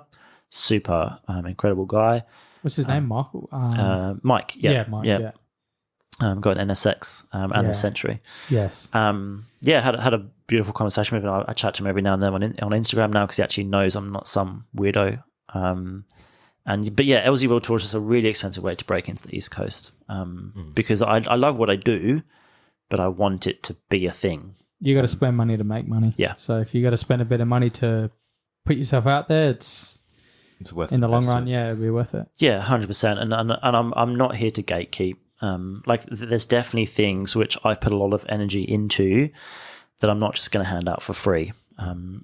The main thing that I object to is locations, is giving away locations, especially in Perth. Do you know how much time it takes to drive around and find just that driving spot? around on Google Maps, scouring for hours, driving around, scoping it out, checking security. It just takes my prime example, and I was not the first person to discover this, was Midland Railway Yard. I did a photo. 6056, baby. Mate, I did a photo shoot of an A86 there. Kev's A86, beautiful car, everything Japanese on it. The dude lives and breathes Japan. Stunning car. This is going back 4 or 5 years now, a long time. And yeah, I just I actually found the photo shoot location off of a photo shoot page on Facebook that was like a landscape photography. Yep. And I was like, fuck yeah, let's stick a car in there. So yeah, I did a photo shoot there, and then someone messaged me. I was like, hey, where's this spot? I was very ignorant back then. I was like, yeah, it's this spot. I shit you not, within 2 weeks, maybe 2-3 weeks, there was about 20 shoots there. Yep. And I was like, you just open the door for people. It just takes one of those 20 people to think, oh, I'll just do a quick skit while I'm leaving the photo shoot. That's it. Yeah, so I'm not a huge fan of gatekeeping, but there's definitely limits to what can be taught and what can be spoon-fed. But I'm all about trying to help the creators, and I'll continue to do free creator events. I'll try my hardest to keep them free. Try and elevate everyone. Yeah. That brings me on to a good question. Sorry, what gear do you use? So I'm Sony. So I'm everything Sony. I started, and everyone always looks at my gear and is like, oh my God, you've got $25,000 worth of gear. Like, oh my God. And I'm like, no, I started on a GoPro Hero 2. Hero 3, baby. The first videos on my channel are all filmed on a Hero 2. Nice. I did end up buying gimbal because one of the major complaints that I ever got with my first few videos were they were too shaky. This was before stabilization. Like, we're talking Hero 2. Stabilization wasn't even a thought in their mind. And then, from there, I bought, I jerry-rigged audio because everyone was like, the audio is really bad. So I jerry-rigged some audio into it. Typical GoPro. Yeah, it was so bad, especially back then. Holy shit, it was so bad. And then ended up buying Panasonic. I bought a G85, which was okay. And then that broke, so I got a G95, and it got to a point where I was always saying no to shoots any time past the sun setting or even think about setting. So yeah, you'd sort of focus more around the sweet spot. Yeah, so it was like, you don't have to buy a $10,000 camera the day you start. You absolutely don't. Just a $10,000 lens with big enough aperture. Yep, that too. But for me, it was about, I hit the limit of me having to say no to things I wanted doing.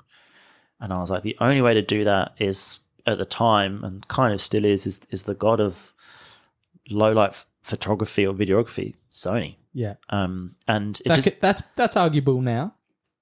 It's arguable now for sure. Yeah. I think Sony have dropped the 8-ball a little bit, for sure. I think the global shutter, the sensor that come out looks pretty good. $1,500 body only. I know.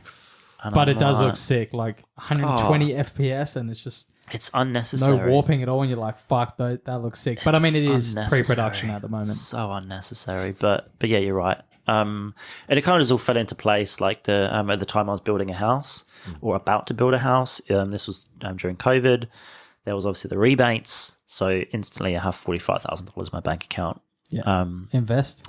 So yeah, I switched everything to Sony. Yeah. Yeah. What's for motorsport? Let's use drifting as an example. What is some of your go-to lenses? I learned the hard way that you need good zoom lenses. Primes are good fun for static shoots. So my favorite lens on the planet still to this day is my Sigma 85 1.4.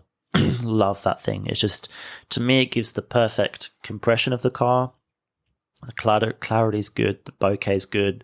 It's just a very beautiful outputting lens. Sigma makes some really nice lenses.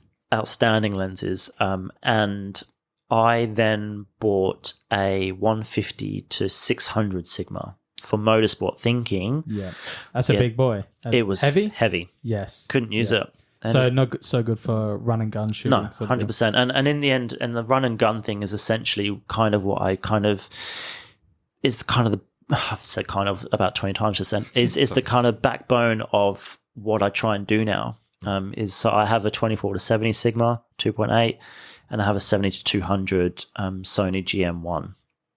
They are my two go-to lenses. If I'm doing anything motorsport related, or almost anything where I don't have control over the situation, anything that's not a static shoot, I use those zoom lenses. Yep. If I have control over the situation, like it's a static shoot, then it's my 35 and my 85. Yeah. 35 versus 50. Obviously, you prefer the 35. Can you give your reasons? Because I've got an 85. It's the only reason. Like, if you're having to walk far enough away from the car to get the car in shot on a 50, and I've got a 35, there's absolutely no point me having a 35, a 50, and an 85. Yeah. If I didn't have the 35, I'd probably have a 50. But when I first started, I decided to go 35. So it just doesn't make any logical sense in my brain to spend the extra coin to spend on a 50. So I put the money that I would normally spend on the 50 towards the 24 to 70. Yeah, okay. Yeah, because I've got a 35, I've got a 50 and an 85, and I notice I just don't touch the 50 ever. I feel, for me, like you said, with a static shoot, if I see a car, I have to step so far away to get it in frame with a 50, whereas I can just chuck the 35, get a little bit closer. Yeah. Because you never know, like when you're out and about in the streets, you can't always get that distance to fit the whole car in and line up the shot perfectly with a 50, because you might be backed up against a wall or something like that. So I just found, for me, a 50 just, for cars, for me, my opinion, I feel like it's just a bit useless. Yeah, for me. 100%. And for motorsport, the zoom it's not needed, it's a requirement. Like, there's just no way that you can't shoot motorsport without A, a short range zoom lens, and B, a long range. Yeah. If the next purchase for me is a teleconverter to bump my 70 to 200 to whatever it is, a 100 to 150, 250 or whatever it is. 1.5 times. Yeah. Because motorsport is, within its nature, not straight. So there's corners, and that mathematically translates into cars being very close to you or very far away. You need a zoom. Yeah. There's just no way around that. I found I use a lot my 24 to 105, but I find the 105 just doesn't reach far enough. Yep. So I've noticed every time I used to film everything in 1080p because I was like, I need to save room for hard drive space because I didn't have a big hard drive. And then I noticed when the cars were so far away, you crop in, but the quality isn't there. Yeah. So I've noticed I had to either shoot in 4K but now I've got a 70 to 300, and that's fucking mint. But unfortunately, when you're really close to the action, the 70 is just a little bit too punched in. Yeah. Yeah, and that's why you always see professionals with two bodies.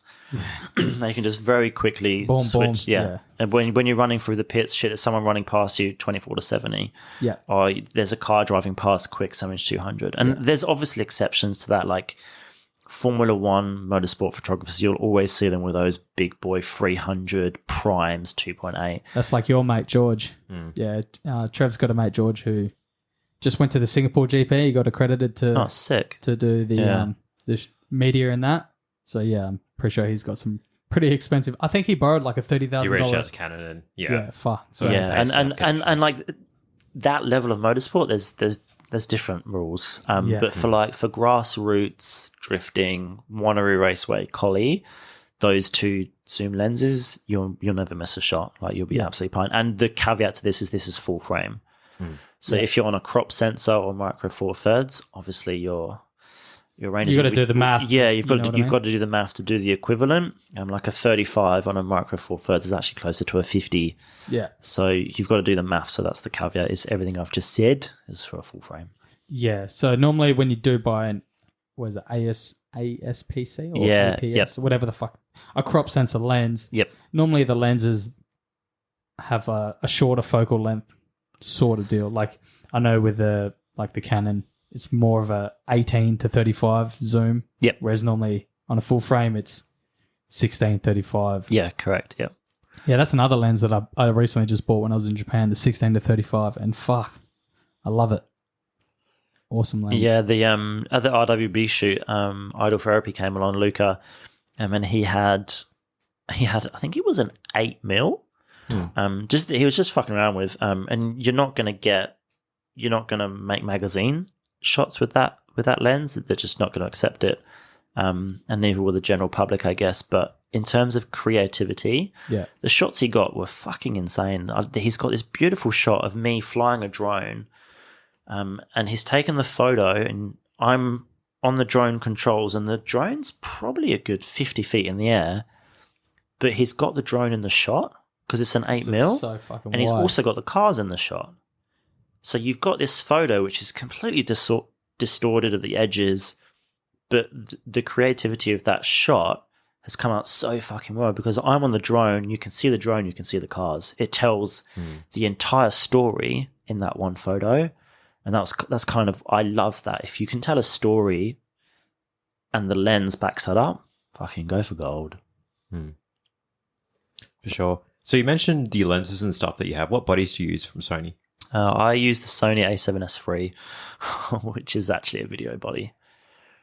We'll say it's hybrid. It's definitely not. The S is for video, the R is for photography, and the no letter is the hybrid. I got an S because I was like, I'm a YouTuber, and then have not released a YouTube video in 2 years. So, yeah. But it's a testament to your work that you're making it work, if you know what I mean. So, like, it's obviously the technique, the tool set, etc., but the camera is like a small portion of that.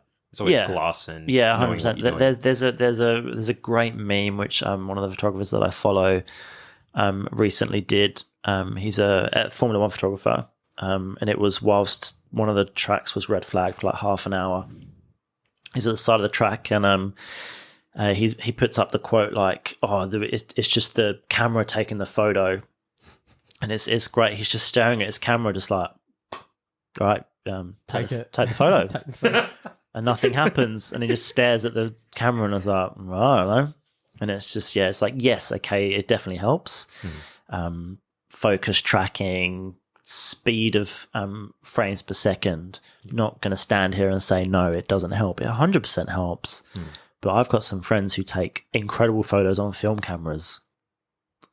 One of the film cameras that my mate has, the viewfinder is everything is mirrored. So if you back to front, so you look in the viewfinder and it's mirrored, but not only that, to the horizon's mirrored. It's very hard to explain. I've got a video on my phone actually, but it's even framing the photo takes so much concentration and just knowledge that it's like he knows what he's doing, and it's like it's not the camera. Like definitely helps, but he takes fantastic photos on that thing, and it's from the fucking 50s, I think. Like, it's That's so cool. yeah, make do with what you've got. The saying is the best camera's one in your hand. Yeah. Yeah. It's pretty good though. Like technology these days, it sort of does feel a bit like cheating. Like by all means, I don't have the best camera in the world, but I've got an R6 and I just set it to autofocus vehicles. I just point and boom, tack sharp. Like, yeah, you've got to, do some other things around it, but it's just focused, boom, like that. It's made the learning curve, I think, a little less steep and more accessible for someone who wants to get into it. And I think that's always a good thing, right?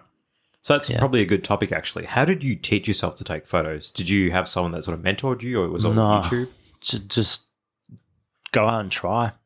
Good man. Just go out and try that. Like, there's definitely times when you take a photo and you're like, wow, why is this photo so shit? And then you go away and research, and then you're like, okay, this is why. Yeah.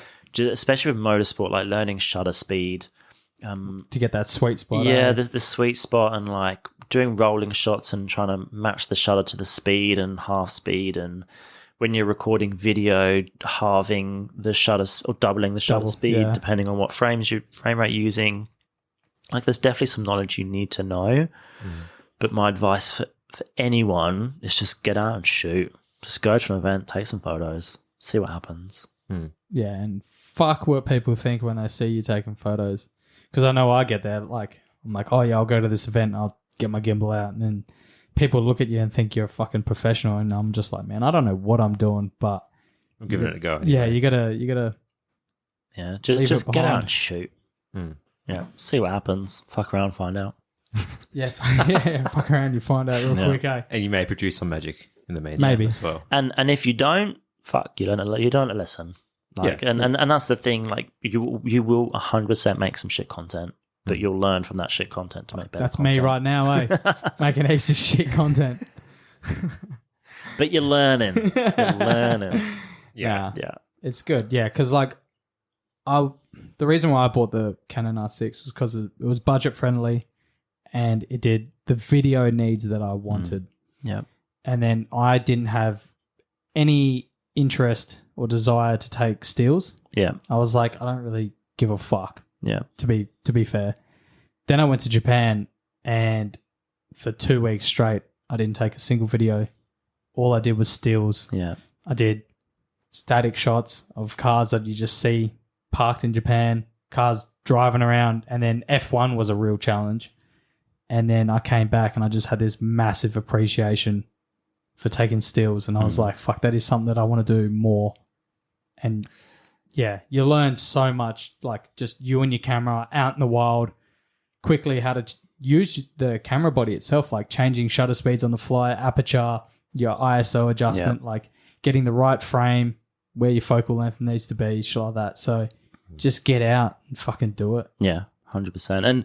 And also understanding that people can give you their opinion, and it can be an opinion you don't particularly want to hear, but maybe you need to hear. Yeah. As long as it's given in the right way and you've asked for it. Yeah. That looks fucking shit, mate. Yeah. Like, if someone's like, fuck, that photo's trash, get fucked. Yeah. Go away. But if someone's like, hey, got this photo, what do you think? And you're like, you know what, maybe next time, maybe consider trying this, or have you tried this, or maybe have you got this attachment for your lens? That's constructive criticism. Help them grow, not destroy them. Yeah, I'm all for destruction. One of my old bosses was always like, destroy them and build them back up into what you want them to be. And I'm like, get fucked. That is how you mentally break people. Yeah, it was said half as a joke, but I'm like, it's half joke and half actually what you want to do. So yeah. There's a sort of like an element of truth. In Yeah. that, unfortunately. So we've talked a lot about cars and photography. What other hobbies do you have that you sort of partake in, and do they help kind of like clear your mind? What do you do to mentally release, I guess? Oh, fuck, I don't know, you know. I love doing shit around the house. Like, I'm big on DIY. And when I first got my house, I was like, fuck yeah, I can drill into walls. Like, I can hang shit without getting in trouble. I can do what I want. That's pretty cool. So the first 6 months I was building my garage. That's amazing. I just love It turned out pretty cool. Thanks. Yeah, I just loved building it. And it was just 6 months of just making this vision come to life. And then I was like, all right, we're done. Now what? Now what? So then I just started. I'm in my house. I've put together this like corner of shelving. It's made out of Bunnings plumbing, like the metal pipes and all the attachments. And I've spray painted them black and like drilled them into the wall, and then cut like wooden shelves. And that's where like most of my like the more expensive and I guess in demand Hot Wheels and 1/64 displays are. The studio, I've hung a bunch of pegboards so I can hang everything up. Slight OCD streak, not like obsessively, but having things organized in a way where I can see them and get to them easily. Okay, I've got a shoot today. I need this, this, and this. Pull them off into my bag. So, efficiency. Yeah, just trying to find efficiencies in life and just hanging shit on walls. I just don't know why it's so fucking satisfying. But like, I've got some, those clothes areas that you hang your clothes on. I built my house and I made some mistakes. Not enough storage. That's always was a big thing. one.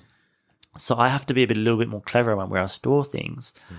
So I've got these clothes areas and they fold up flat. But I'm like, where the fuck do I put them? Like they're a pretty big surface area. So I ended up going to Bunnings and getting this double hook. I've drilled it up into the wall in the laundry. So you hang these two clothes areas out the way. You wouldn't even know they're there. Just these tiny little things of hanging this one hook has changed that part of my life. Yeah, like it's just I just froth that stuff. I fucking hate DIY. I love it. I've got so many jobs I need to do around the house, and I'm just like, I'd rather fucking pay someone. Yeah. I just cannot be fucked. I spent like 6 hours putting together this shed on Saturday. Yeah. Just because I was like, at that point where I was like, I have nowhere to put anything anymore. I was like, when you have a kid, all of a sudden you accrue so much shit. Yeah. And I was like, my garage is full of shit. My shed's full of shit. We have a 4-bedroom house. One of the bedrooms is a storeroom now. Yep. And I'm like, where the fuck am I going to start putting all this shit? So I bought a shed, put it down the side, and I was like, once it was done, I was like, never again. Yeah. I was like, I need another shed, but I'm not doing it again. Oh, Fuck that. 100%. And the one piece of advice I could ever give to anyone is people see my garage, they're like, oh, yeah, it's so sick, I want one. And I'm like, if you want to build a garage or something like that, build it bigger Than what you think. Because in your mind, you're building your garage, your shed for what you have, not for what you want. Yeah. So my garage was instantly full because I'd filled it with the stuff that I have. And now I've got all this more stuff. And I'm like, fuck, I've got this sick garage and it's still not good enough. And Tear it all down, build another one. Yeah, and it's like, it's because I was in that mindset of build it for what I have, not for what I want. Yeah. So yeah, that's I think that's why I do love DIY. Yeah. And it's also a learning curve. I love learning. So, and just the struggle of drilling a hole in the wall and you fucked it up. And I'm like, it's drilling a hole in the wall. How difficult can it be? No, it's fucking hard. Like you need the right drill bit, right speed. See, I used to do like I used to work for my cousin Geppetto's carpentry. Yeah. So I did that for like 9 months while I was like floating in between jobs. And for like a month straight, we're at like Curtin University or somewhere doing final fit. Yeah. So it was nothing but drilling in walls and fitting shit out. And I turned to him and I was just like, brother, I'm going to fucking kill myself if you get me doing this shit every day. Like I fucking hated it. And measuring, drilling, hanging. I was like, I can't fucking do this. And it's funny. It's like that always comes back to that whole thing of do something you love every day and it's not a job. And it's like, well, in actual fact, if photography was to become my job, then it would be a chore. And like I love DIY because I can do what the fuck I want. Yeah. I have the creative control to be like, oh, I'm not sure on that. I'm going to change it. If someone comes along to me and it's like, all right, you have to take a photo and it has to be like this. It has to be this distance. The guy has to be like this. I'm like, I'm not taking my photo. I'm taking your photo. Like that's not my creative outlet. That's your creative outlet. Yeah. So yeah, I feel you. Yeah. Because I spend all day working on cars and I've got 2 broken cars in my driveway. And it's like I could notch out an hour of my day, come home and work on them. But I've spent all fucking day working on cars. Do you think I want to come home and continue working on cars? Yeah, it's hard. For people that have another job but that are into cars, they will happily take that hour out of their day and just tinker on cars. The last thing I want to do is fucking tinker on a car. The way that I see it is that, like, I had the same thing, so I'm not gonna do as I say, not as I do. Like I used to be a website developer, and people would always be like, "Oh, I'll pay you some money to build a website." I'm like, "Get fucked!" I know. Like, I'm not coming home to do my job again. Like, there's just no way. No. But the way I see it with cars is that I hear it so often, but the only way I can see it is that if I was a mechanic, I'd have to see the end goal. Like, it's not coming home to fuck tinker on cars again. It's coming home, I'm going to build a sick car. Oh, I have the end goal in my head. Don't worry. It doesn't help. It's there. Doesn't it's help. just like, I see this car and I'm very upset that I can't drive it. But I just go, man, I can't be fucked. Yeah. Everyone's like, oh, bro, I got a cashy for you. It's an easy job. Like, can you do this? Like, I'll do this clutch or this engine or whatever the fuck it is. And I'm just like, nah, Yeah. not interested. Not interested at all. Like, yeah, I could make an extra buck, but fuck me, man. You gotta work to live, not live to work. Yeah. So. No, that's fair. It's a hard line to traverse. But we've said it multiple times. Next year, we're getting our cars done. So But Yes. and that's next it. year, I will do it. And that's it, right? Get mates involved, help each other out. Nah, fuck them. They're all useless. They're not touching my car, man. just get them along to throw your shit, and then maybe Yeah. you're like, You just sit there, drink piss, and keep me entertained while I work on my car. exactly. So it's not just tinkering in a car; it's hanging out with your mates, and a car somehow gets built eventually. Yeah, hopefully. Yeah. Hopefully. Hopefully. Yeah, I've been part of those sorts of processes where I just sit back and fucking talk shit and they do whatever they need to. It's just Yeah. company, man. Like, it's always better than not having that around, I suppose. Yeah, 100%. It's not like the work's hard. I could do it piece of piss. It's just finding the time and finding the motivation. Yeah. Especially, since I've just had a kid. So time doesn't come fucking cheap. Yeah, and I can't sit here and say I know anything about that. I live at home by myself with a cat. Like, there's just no comparison. So Yeah. my life is very different. At least you only got one cat. yeah, I that's got true. 4 other cunts. Oh, and a kid. Yeah, And a dog. Glutton for punishment, by the sounds of it. Buddy. Oh, man. I don't know what I've done in a past life to deserve this. I wouldn't change it for the world. It's great. Yeah, It's for great. sure. Yeah. But, yeah, cars have brought everyone together. So, I mean, we both wouldn't be fucking sitting here having this conversation if it wasn't for cars. Oh, cars have changed my life. Like, the situations I've been in are just mind blowing. Like the Diablo, the event store, the running the media for the RWB, going to LZ World Tour, SEMA. Like, I went to SEMA and somehow black media. Like, there's just all these situations that I've been in.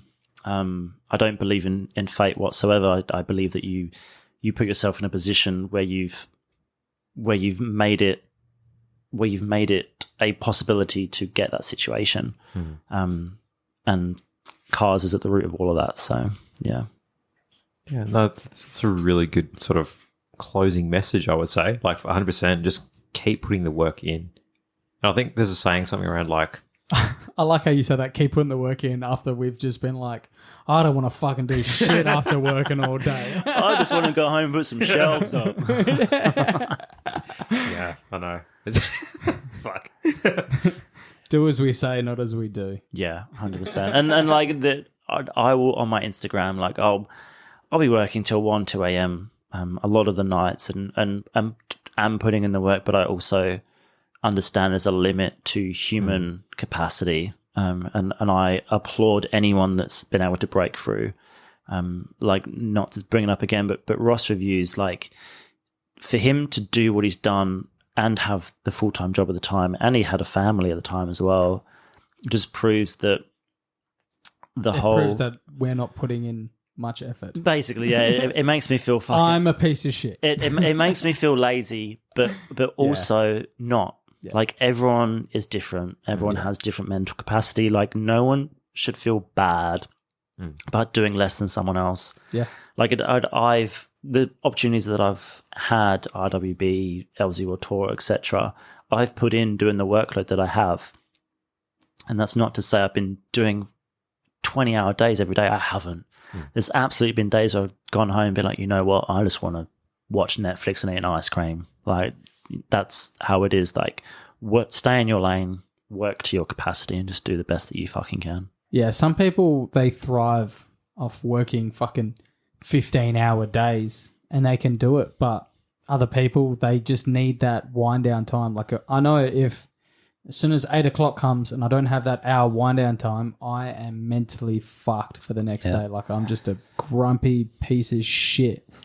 You know what I mean? Like, and other people can work up right until their bedtime, like fucking high energy, and they're good to go the next day. But, you know, yeah, and it's not about working harder. It's about working smarter. Like finding efficiencies. Like in my editing, I'm absolutely happy to say that I've got presets.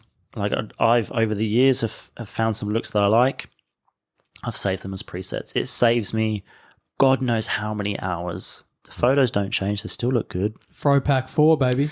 I will never release it. I'm not going to sit here and say I'll never release a photo preset pack because clearly they make a lot of money, but it's not my thing. But yeah, find efficiencies. Like you don't have to do 20 hours. Like if you can do the same amount of work in 20 hours that you can do in 16, go to town. Yeah.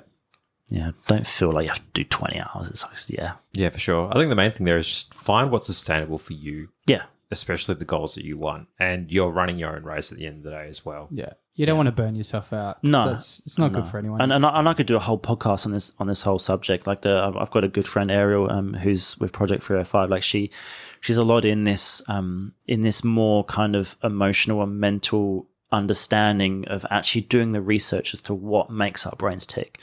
And it's just a very fascinating subject that you could, spend hours talking about. But yeah, you're right. Find what works for you and stick with it.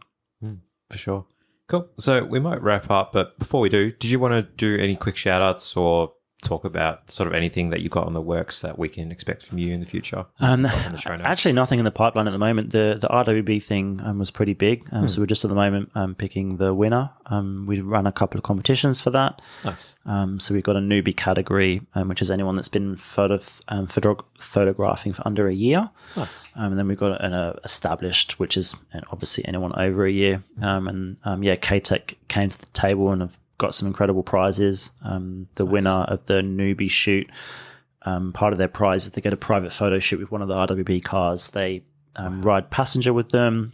I come along, not to say that me come along is any kind of worthwhile as a prize package, but it's more that they've been doing it for under a year and I've been doing it for 5 or 6. So framing a car and right settings and stuff like that, I do have some knowledge on. So I'm there. They can ask me any question they want. Again, absolutely free.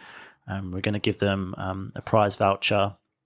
And that's kind of everything that all the shout outs I want to give is just to the people that help me continue to push the message that I want to push. Is just leave today better than I found it. And K-Tech have been wonderful at that with, like I said, the RWB prizes and just allowing me to put together a couple of days where people that have never been in that situation ever in their lives were thrust into it, takes an enormous amount of trust in the process. Anyone that is just supportive of the journey to build a better community is anyone that I give a shit about. Yeah. So where can people find you? So on Instagram, I'm joydrive.au. On YouTube, I'm just Joydrive.